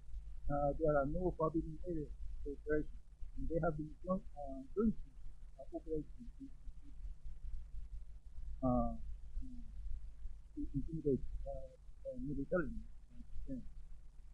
Threats to Japan are not limited to nuclear and conventional, even not limited to military. As the two PLA founders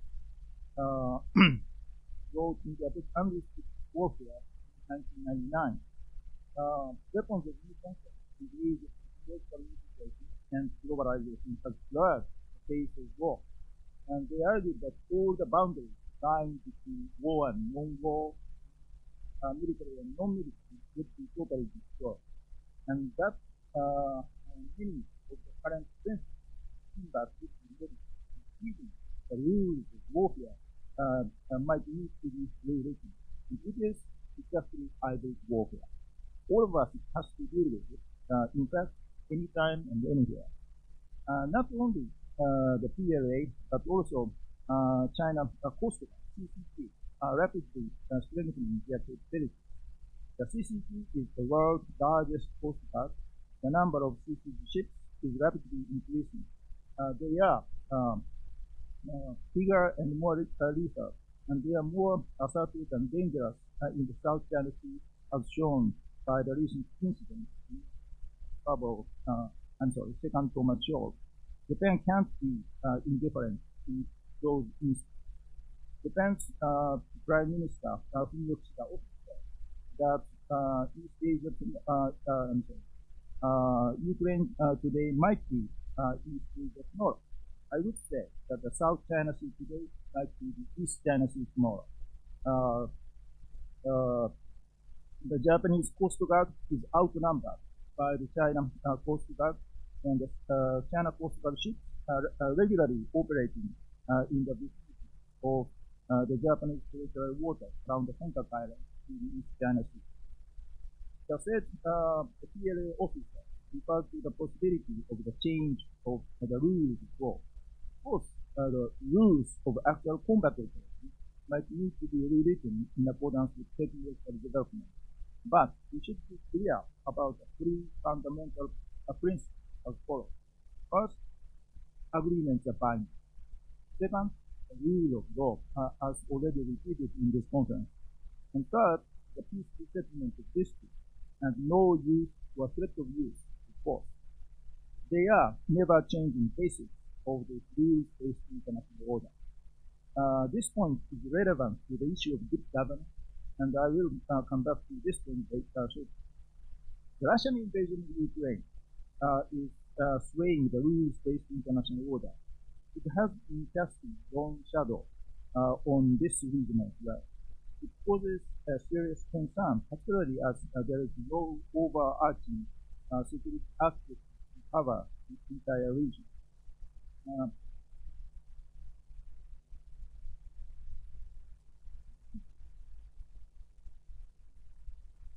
I would like to touch upon these 8 points as lessons from this Ukraine war. First of all, the international norm against lethal force was reaffirmed. The fundamental rule in the UN Charter basis of international condemnation of Russia. International law is not meaningless. However, this rule is not the mechanism to enforce. How to empower weakest is a big challenge for all of us. Second, international security can't be divided. There is no such thing as a security for Europe alone or peace for Israel. A holistic approach is more important than a guiding approach. And third, self-help is critical. Without efforts for self-help, international assistance is not being expected. And fourth, alliance partnerships are also indispensable in spite of the critical importance of self-help.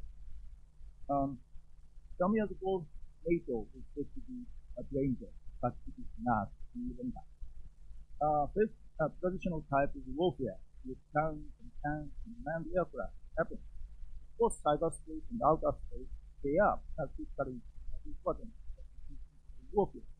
But it is not the situation that wars are still decided by munitions and missiles. It's true energy, and natural resources. And actually, everything is easily weaponized. War is unrestricted. So it is very, very indispensable to raise resiliency and enhance comprehensive national power. Second, national leadership, particularly national leaders skilled for crisis management and strategic communication matter. Incompetence of the leader would be eight. And eight, countries which abandon nuclear armament must be defended no matter what. If Ukraine doesn't win, it will have a grave impact on the effort to denuclearize other countries, particularly North Korea.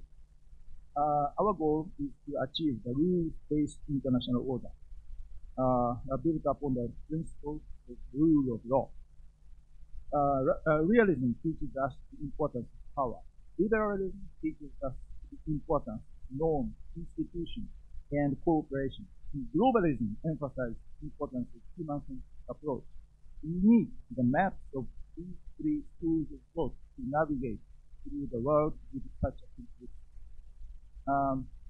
In the context of good governance for human development,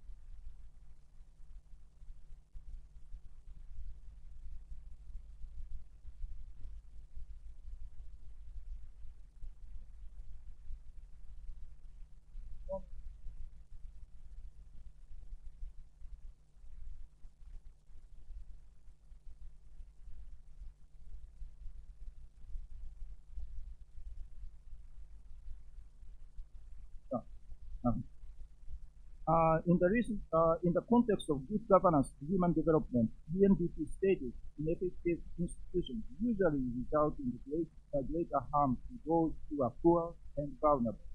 Equity, transparency, participation, responsiveness, accountability, and the rule of law are crucial for human development. Bad governance of one country will easily export instability to its neighborhood and to the world. UNDP also said, in order to achieve and sustain human development, both the ends and means of good governance should be demonstrated. UNDP said that democratic governance must be concerned with whether institutions and rules are fair and accountable. It is people-oriented. People have a say in the decisions that affect their lives. Democratic governance is also relevant to international peace and stability, particularly in the nuclear age. When nuclear weapons are controlled by those who monopolize meaningful authority, there are few constraints on their decisions.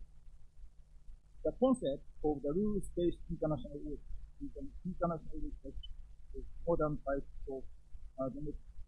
If confidence in democratic governance, those values and efficacy of the rules-based international order will be undermined.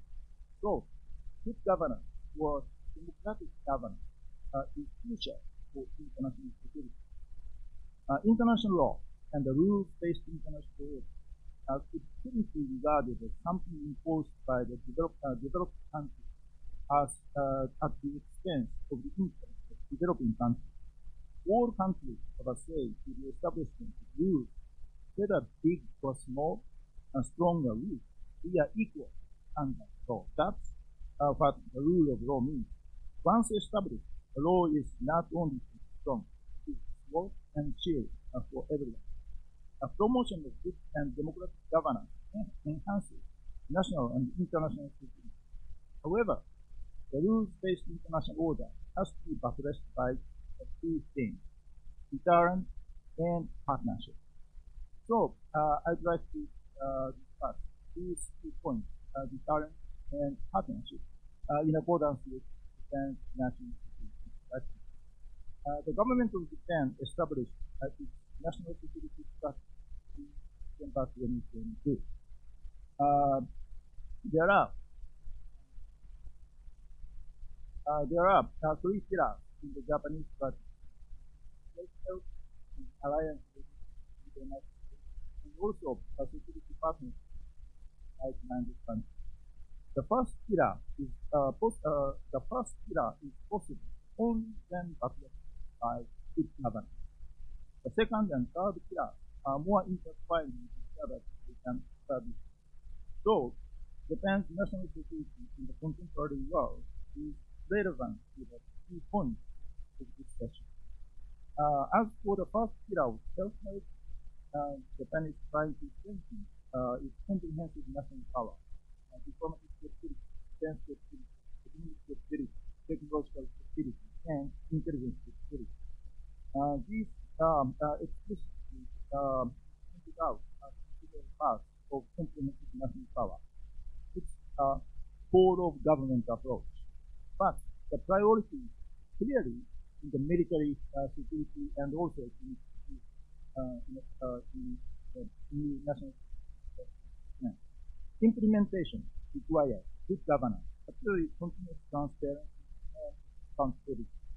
I believe that Japan has a good track record with transparency and accountability as key to confidence building, enhanced credibility, and international trust.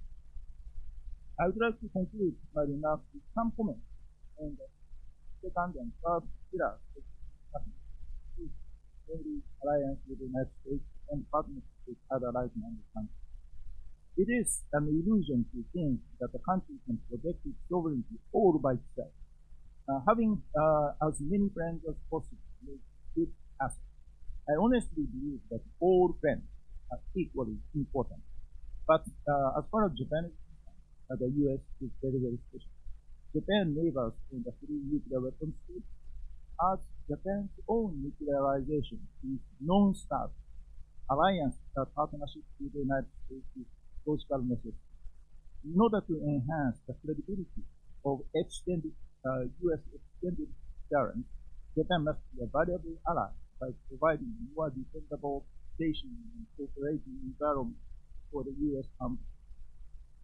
There may be concerns in the minds of many people about the future of the United States, and namely one is about infrastructure and the other is about abandonment. In terms of the concern about infrastructure, I'm fully aware that many countries, including in Southeast Asia, do not want to choose between China and the United States. The most recent study report tells us that ASEAN regional respondents continue to prioritize ASEAN's resilience and unity to counter pressure from the US-China rivalry, and that the second most favored option is adhering to ASEAN's traditional stance of non-alignment.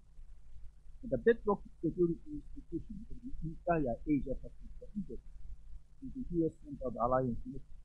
It is increasingly important in the age of great power rivalry, but the emphasis on the alliance and some other unilateral efforts such as Quad and AUKUS does not mean that you have to choose the United States. Choice is here, both here, but the partnership with them or partnership with those who do not respect the principle of the rule of law and are not accountable is not risk-free.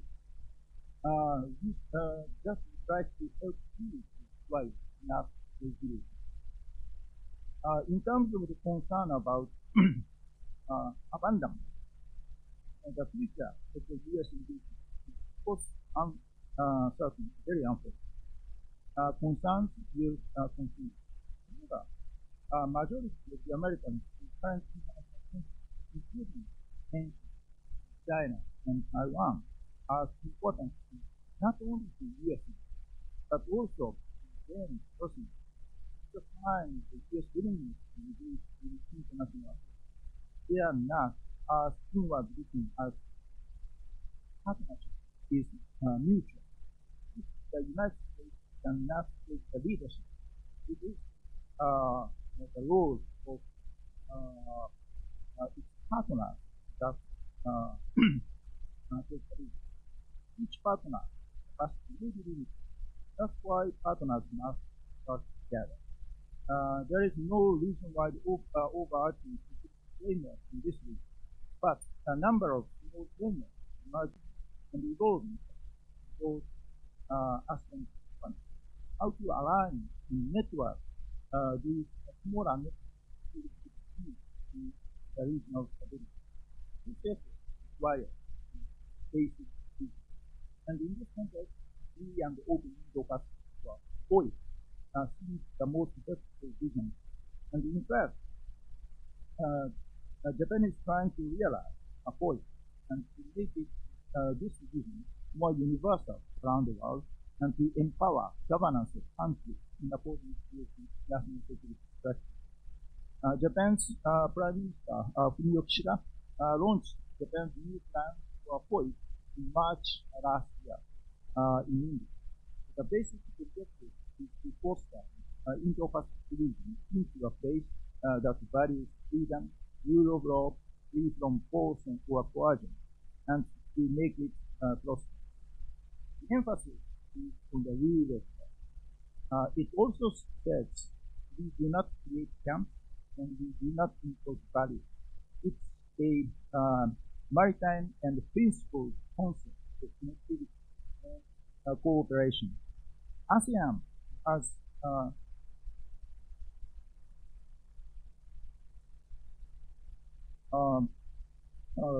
its own vision for the free and open Indo-Pacific, namely ASEAN Outlook on the Indo-Pacific.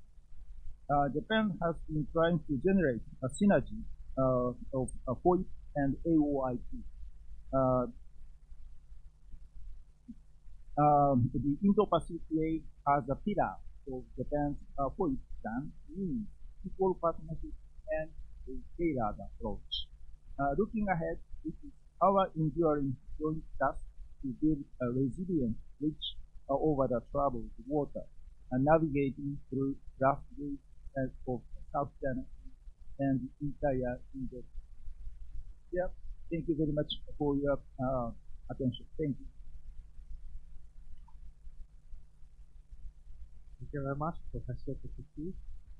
All right, now we will open up to the floor for comments, notifications, questions, and yes. General Sawi, followed by Hajidi.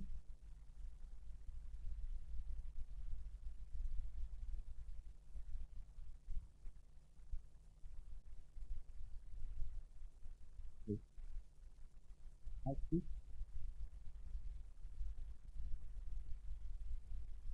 General Sawi, followed by Mr. Hajidi. I'm Brigadier General Matswari in NRC. First and foremost, thank you for this talk. My question to Professor related on the good governance in Japan. As we know that Japan also among the top 10 in the index of good governance in global. So my question is, what is the system or internal mechanism Japan have in order to maintain good governance, even though they frequently turn over of the Prime Minister and also Cabinet Minister? Your view, Professor. Thank you.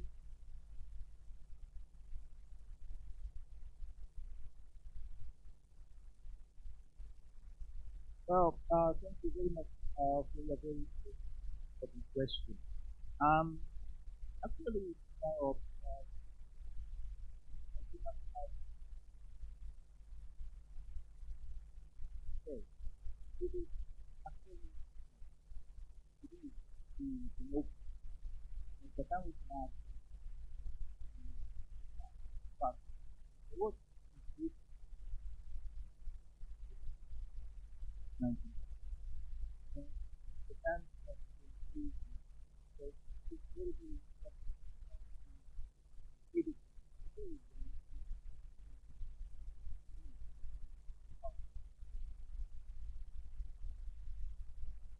Yes, thank you. Mr. Tajudi. Assalamualaikum and good afternoon. My name is Tajudin from my guys. Thank you to both presenters on discussion this morning. I have two questions. My first question to Prof. Mohanas is how should we sustain this terrible country?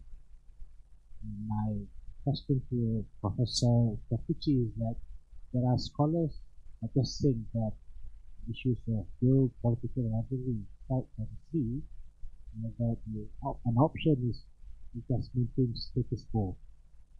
May I know your opinion on this? Okay. Dr. Hannah? Sorry, again, please repeat the first part of the question. Prof. Hannah, how should we sustain credible punishment? Okay. Prof. Very sorry to ask you to repeat.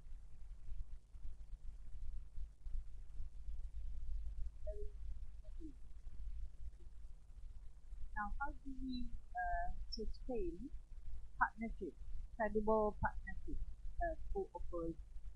Now, there are many one that here and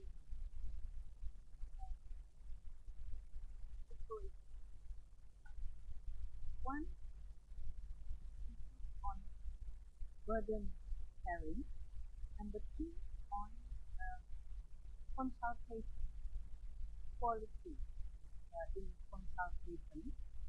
Number three, you maintain the common objective. So if you are facing threat, common threat, then focus. And number four, of course, you do not allow any external powers to interfere in the affairs of the country.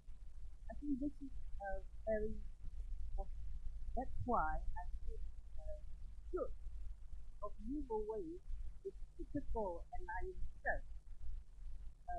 Then better to cooperative relationship partnership. That's very the mutual respect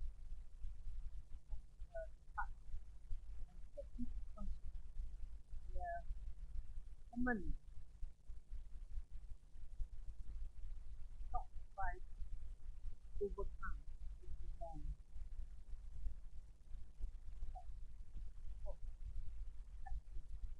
It's very difficult. That's why when you choose your partner, you look for this reliability.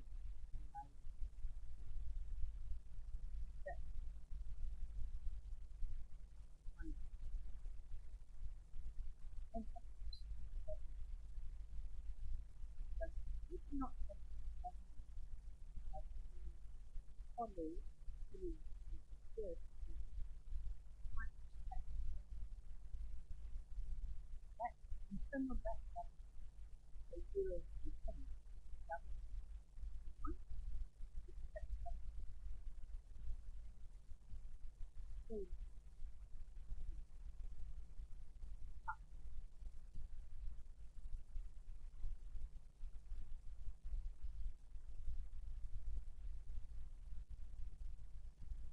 So I'd like to respond to the very there are things. First of all, the South China Sea is in the South China Sea part of state. So as American nation, then we are sea stability in South China very, very second, if you look back at the history of the South China, always in the 19th, in the mid 19th, China expanded without after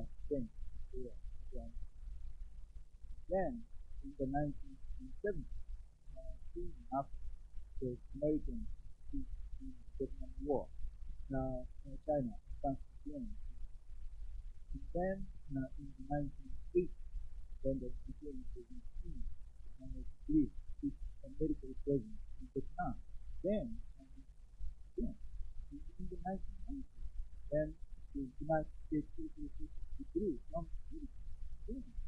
the Chinese. Therefore, the Russian is not to create. Therefore, in the short run, it is very, very important for countries like the United States and Australia and the UK and other right jointly cooperate with Southeast Asian countries to build infrastructure, particularly by football and transit. But in the long run, it is very important to help these Southeast Asian countries acquire own maritime safety and maritime security capability. Therefore,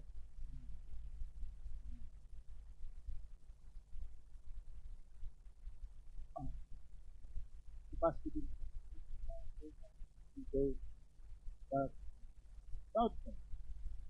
You know, to understand which China can do in rapidly map like things in the world. Basically, the Chinese government indicate that the international is focusing on, but more important in the China border in China. In the agreement between those two, the one island, particularly the island, in Siberia, two halves. And the western part belongs to part Russia. But in the new map, the entire particularly the island belongs to China. So therefore, it seems that China now is abiding by the rule, and also China is not hide going territory. So we have to be ready. Anyway, international partnership is achieved stability in South China very, very. Thank you very much. All right, I will see the Philippines Army officer behind. A very cold noon to you, first and ma'am. I am Lieutenant Colonel Jason, 22 of the Malaysian Armed Forces Staff College from the Philippines. Any one of you could answer my question. It's about, in your point of view, can you discuss what can ASEAN or the international community do to states for not recognizing or for not following the international law, particularly UNCLOS? Thank you.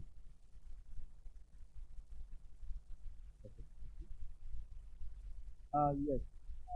Point. First of all, really,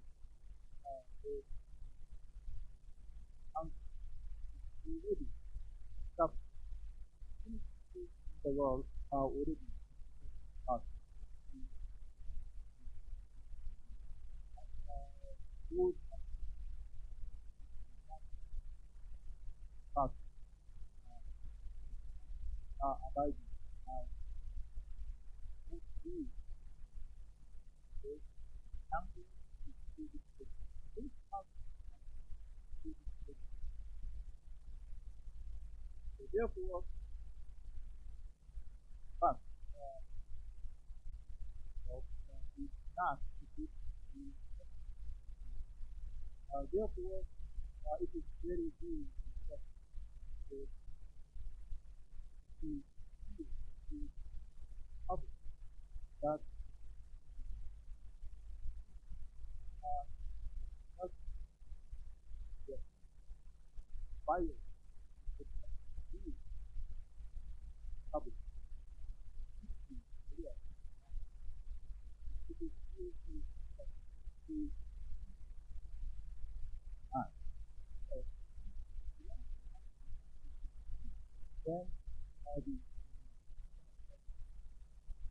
how many adequate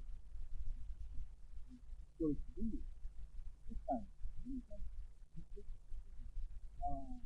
Supported reading and studying time very good. So therefore, it seems to me that China is relatively high in their assumption. However, the international community began to struggle that. Therefore, my belief, private opinion, China begins to start. So it is very, very important for the community to keep those issues high. That's one thing. And secondly, as international law is not equipped with the power to enforce, it is very, very important to empower weaker states. So in that sense as well, capacity building support. Surely in maritime security, maritime Can I just add a bit to what Professor Kikuchi has said, talking about what should the international community do about states who do not respect or abide by international law. Well, in theory, states normally would abide by international law because if you don't, theoretically they can be punished, they can be sanctioned, and if they do, they can be rewarded. But that is theory. In practice, it's difficult to find a consensus on what to do because we do not have the consensus on well, who or what constitutes the international community. Today, the way I see it, when we say international community, higher institutions of the UN or community around the world. Powers, major powers, they decide whether the atrocities in Gaza or in Palestine, well, some states are not punished for that, whereas on other issues, we talked about Russia and Ukraine. They say, well, the whole international community condemns Russia. So, who and what constitutes international community? I think that's in practice. So the that would include UN, small, middle,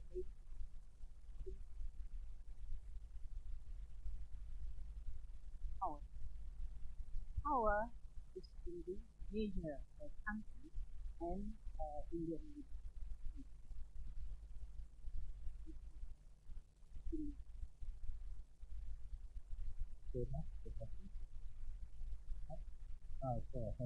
Sir, please.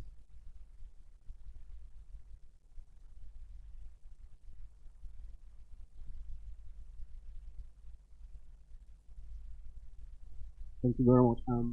Colonel Suleiman Muhammad from Federal Republic of Nigeria, currently attending National Resilience Summit. Question is to Professor Addition. It is a record in recent years, Japan suffered high-profile cyber attacks and led to the shutdown of major government infrastructure, Mitsubishi heavy industry, and so on. What lessons for ASEAN?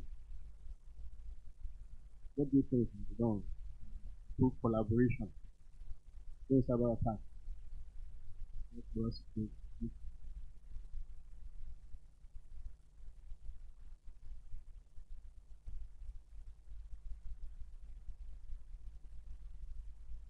Thank you very much.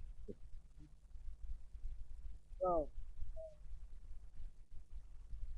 both of the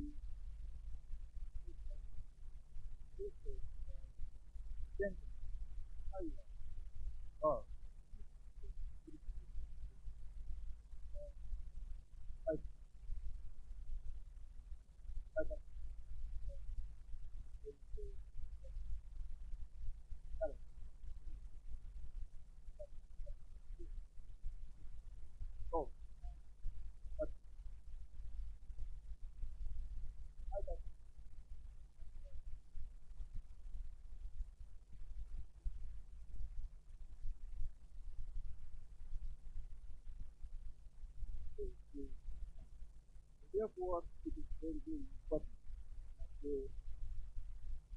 because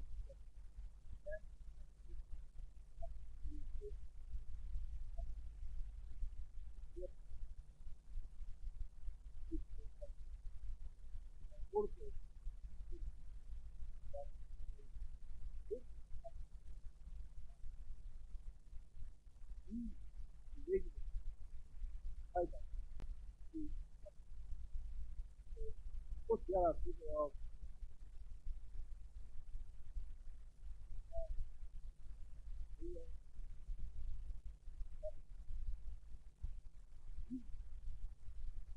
regular. Thank you very much, Professor. Okay, the cyber, we have guests online with us. So we have a question from one of the followers from Madam Astina Bidin Islam. The question is, how would you rate Malaysia's national power capability in pursuing the national security interests? I think this is closely related to Mr. Yohan. I think for the question, first of all, I would say that national power alone is not enough to guarantee success with national security interests. As we have seen just now, it has to come with a few other elements.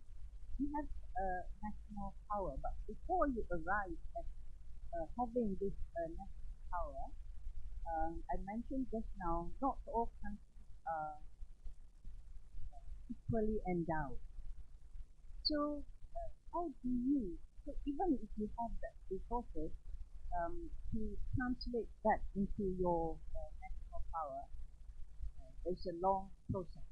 And one of, in that process, it includes good governance. You have resources, but you're not able to translate it into national power because you have no good governance. Right? You try to translate that resources. And secondly, in the context of the current situation, security situation, regional security outlook, I think Malaysia is quite fortunate. We do not have major external threats. What we have is to try and manage the vulnerability internally that we have, so that it will strengthen our national security. And so, in view of the non or the lack of external or major threats, I think the power, the national power, the capabilities we have is of course adequate. Well, I think I shouldn't be saying this, because then your budget will be cut off next year. That's one way to increase defense budget to create problems. But we are willing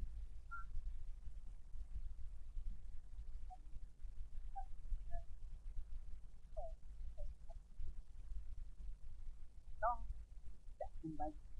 Don't push that capacity for that you have for that. So and going or to continue saying that as we discussed just now, you have to help to up inadequate with respect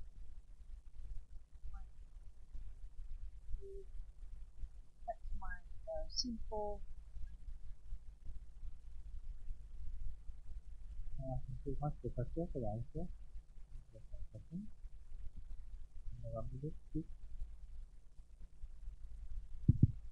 Thank you, Professor Adam. I'm General Muhajin, former defense advisor communication of nuclear. I'd like to make a mention with respect to intentional, especially on UNCLOS, United Nations Convention Law. I think it's all right. At the moment, just at the moment, out of 193 member states of UN, about 20 member states are not yet ratified, including the United States. If I'm not mistaken, Japan follow United States, not yet ratified. Correct me, I'm wrong. 22 member states of 194, not 893. So they expel Israel. United Nations Convention Law 2, when you ratify, you must follow the law as required, as stipulated in the law. However, if you do not ratify, you can disregard. That's why the United States can go anywhere because the United States is country that beat again despite 2 years member states in New York can argue leading by the United States, and they're the one that is it. So when it's about international law, nobody can enforce. China, based on the international law, to follow what is done in society, but China refuses. What do you think? China is one of the dominant five. So international law has to be followed strictly when it is ratified by the United Nations. If state is a very strong power, they can. That is my convention. Thank you. The master. I'd like to Japan. It's great effort to establish. Japan has encouraged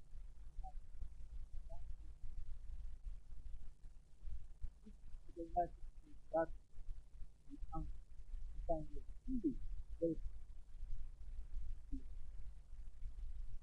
it is very, very important that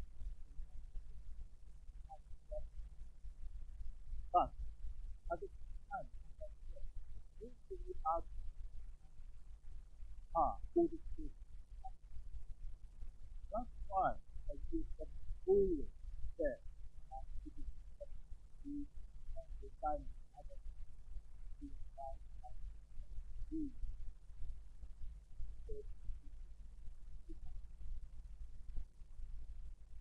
all right.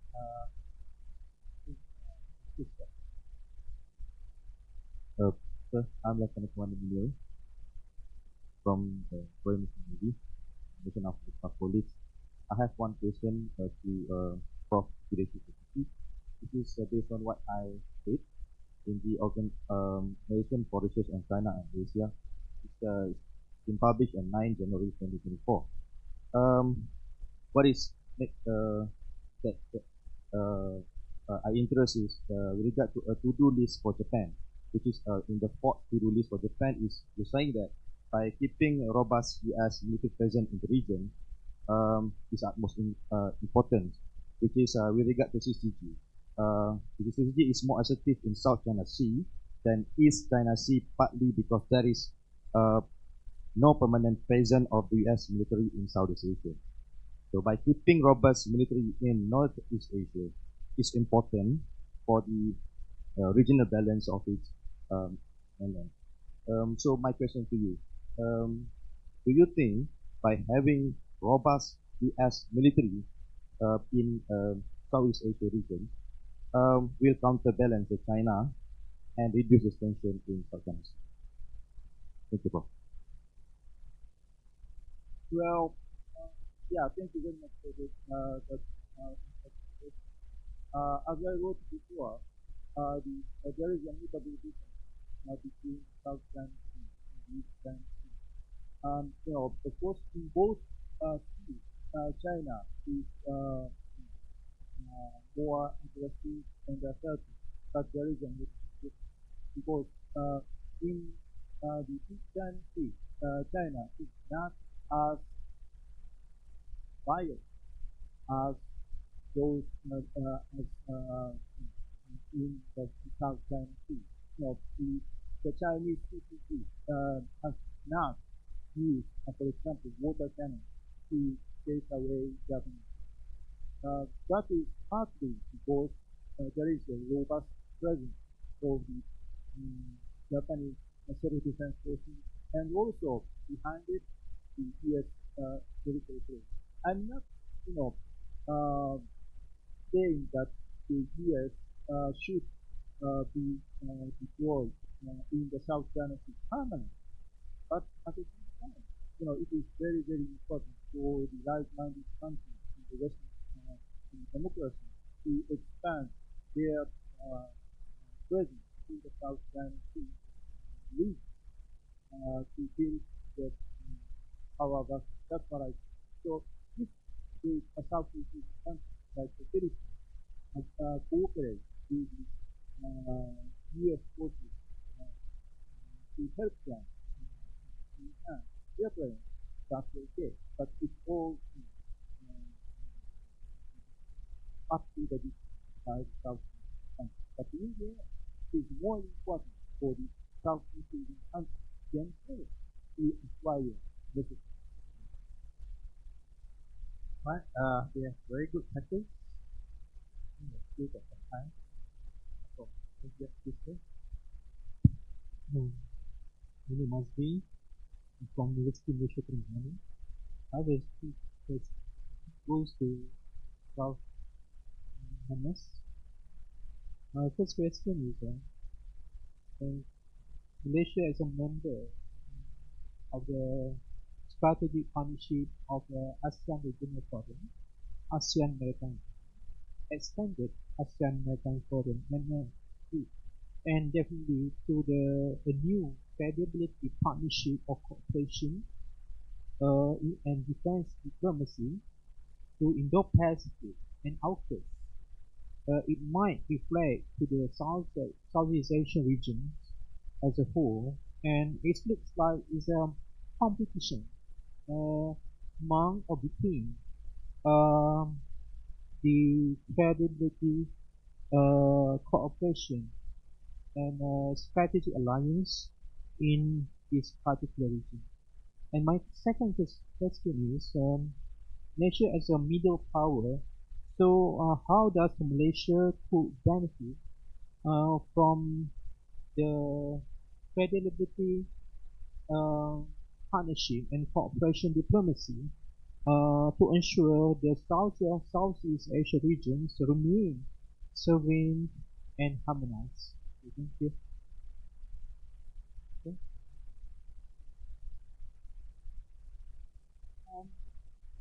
If I heard your question correctly, you're talking about the present, the idea of the Indo-Pacific and the rise of AUKUS and how it would affect Malaysia's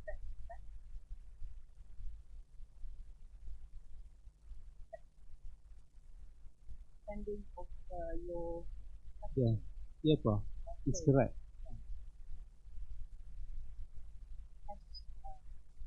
Together with other ASEAN countries, as our next expressed position on the Indo-Pacific. There is no consensus actually.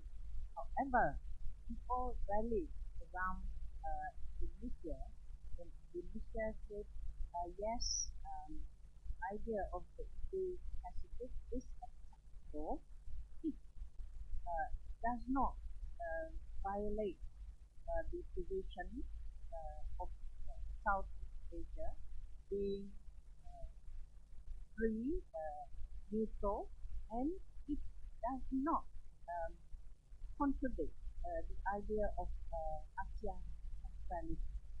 So that was official statement we all agree. And also that so far, Malaysia has not said that, oh, Indo-Pacific is detrimental or negative to peace and stability of the country. So I think it would take a very diplomatic position, not to reject, but also not to overly, encourage tightly the Indo-Pacific as some other countries like Japan would. About AUKUS, it's the same position.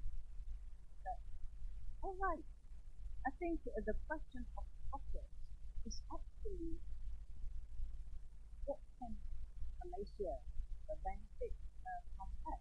I would think, because I think AUKUS was essentially formed, well, one of the reasons to bring back the United Kingdom into this region that we lost some credibility. That's one. So, AUKUS gives the UK the opportunity to piggy right on that. And how would Malaysia benefit? Malaysia would benefit diplomatically. So, talk about your benefit. Yes, sometimes but of course we don't expect the material benefit from these what I now qualify as credible benefit, quite different from if you were an ally of a country or one power. For example, the Philippines very willingly allied itself with the United States because very Pacific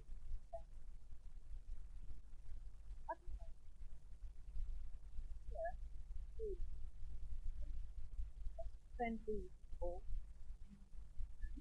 willing to operate all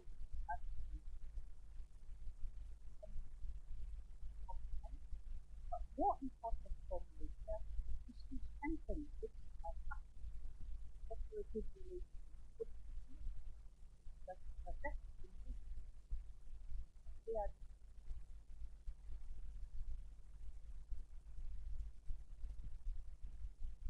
I think we can take one last question. Well, online for you. Right? Yes. Good afternoon. Okay. I'm Major Surendran Krishnan from the Encompass Staff College. Dr. You already touched on the Senkaku Island. I'm curious a bit.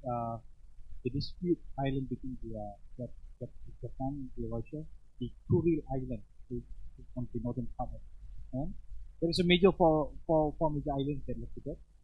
And early in the beginning of this year, Russia requested that they mentioned that Japan to drop the claim with these four islands. Later, but after 2 months, there is a response from the Japan mentioned that nope, they won't withdraw, they'll proceed with the claim towards this Kuril Island. So my question is, what's the current stand of Japanese government, and what would be the best solution in order for the Japan to enter the global prosperity? Okay. All right. Thank you very much for the very, very important question. Actually, you are talking about the four islands called Northern Territory of Japan. Those four islands do not belong to the Kuril Island. They are separate. And from the viewpoint of international law and from the viewpoint of history between the two, I mean Russia, former Japan, it is very, very clear that those four islands belong to Japan. And but of course, as you know very well, Russia denies the Japanese claim, and they say that Japan should accept the result of World War II. But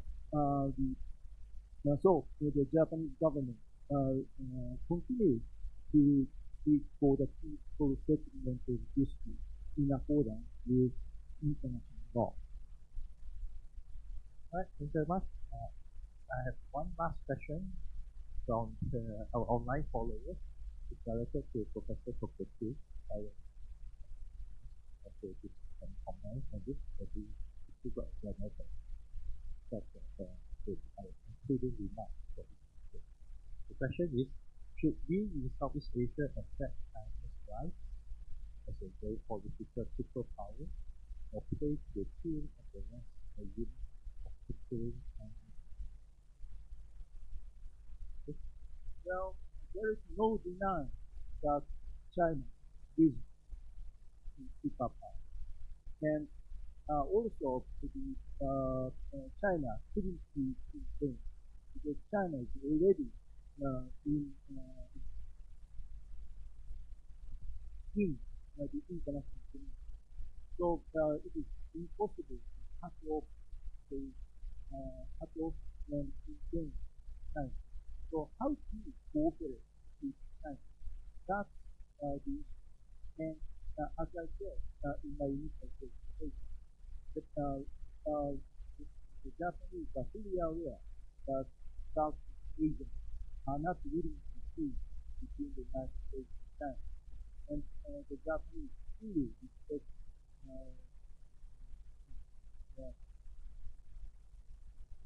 those between in Southeast Asia. So the important thing is to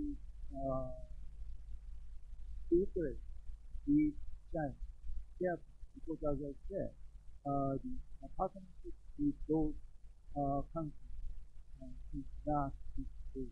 So therefore, it is very important to acquire the ability to cope with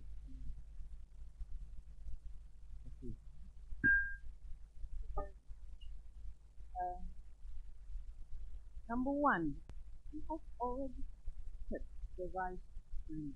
China has been on the rise for the last 30 decades, and countries in Southeast Asia have economically, politically benefited from it. So there's no question that we should have. We have what the kind of consensus that we have not reached in the matter of the Chinese rival now. Asia has played as the big people about I think we should accept the right we accept the right dominant United States orally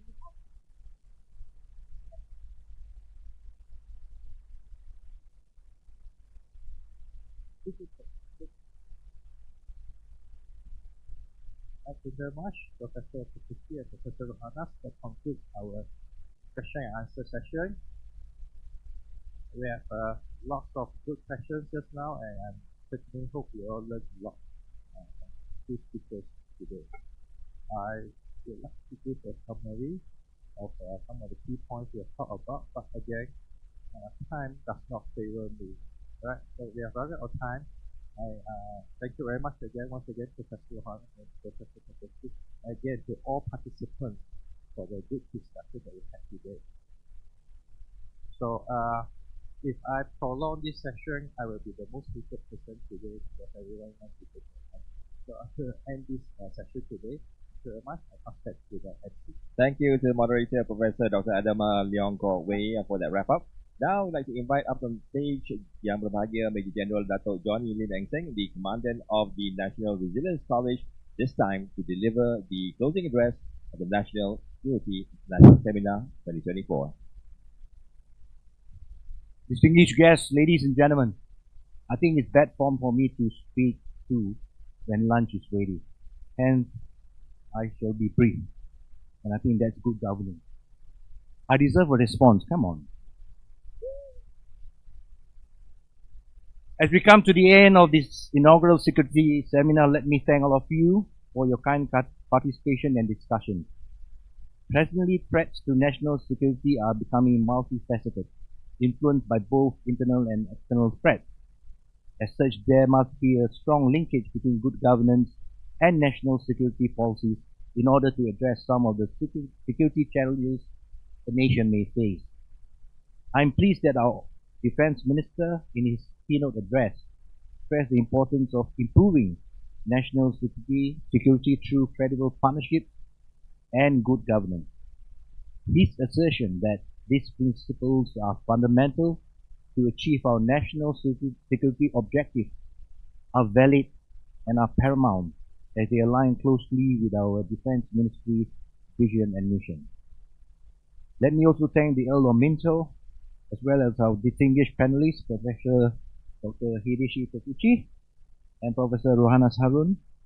The speakers and panelists have indeed given their views and enlightened us on the complexities and issues affecting national security.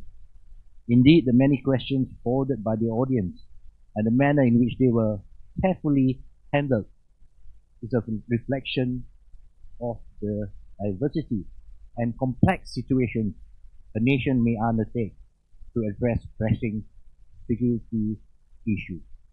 Finally, let me thank Professor Adam Yong for moderating the session and all of you for your kind participation today.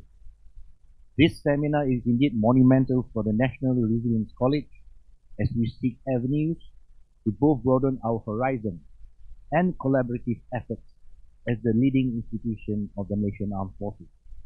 Our appreciation once again to DACA 2024, the National Defence University and Organising Committee for their tireless efforts in the successful organisation of this seminar.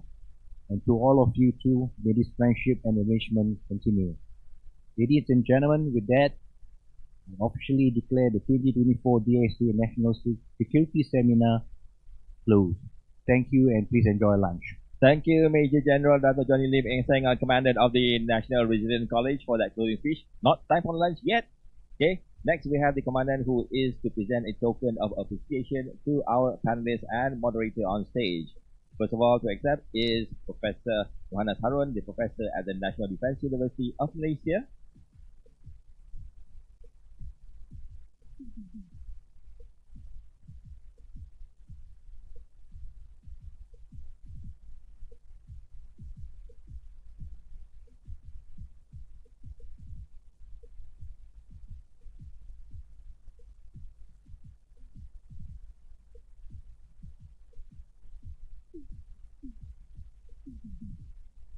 And next is Professor Dr. Hideshi Tokuchi, the President at the Research Institute for Peace and Security.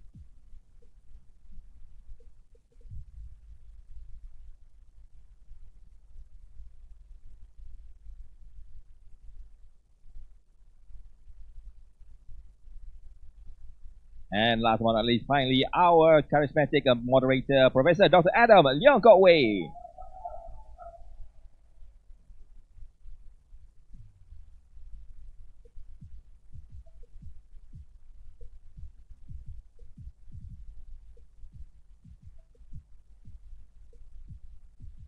Okay, let's have a group photo of all four of them together with the Commandant, the three moderators and panelists with the Commandant.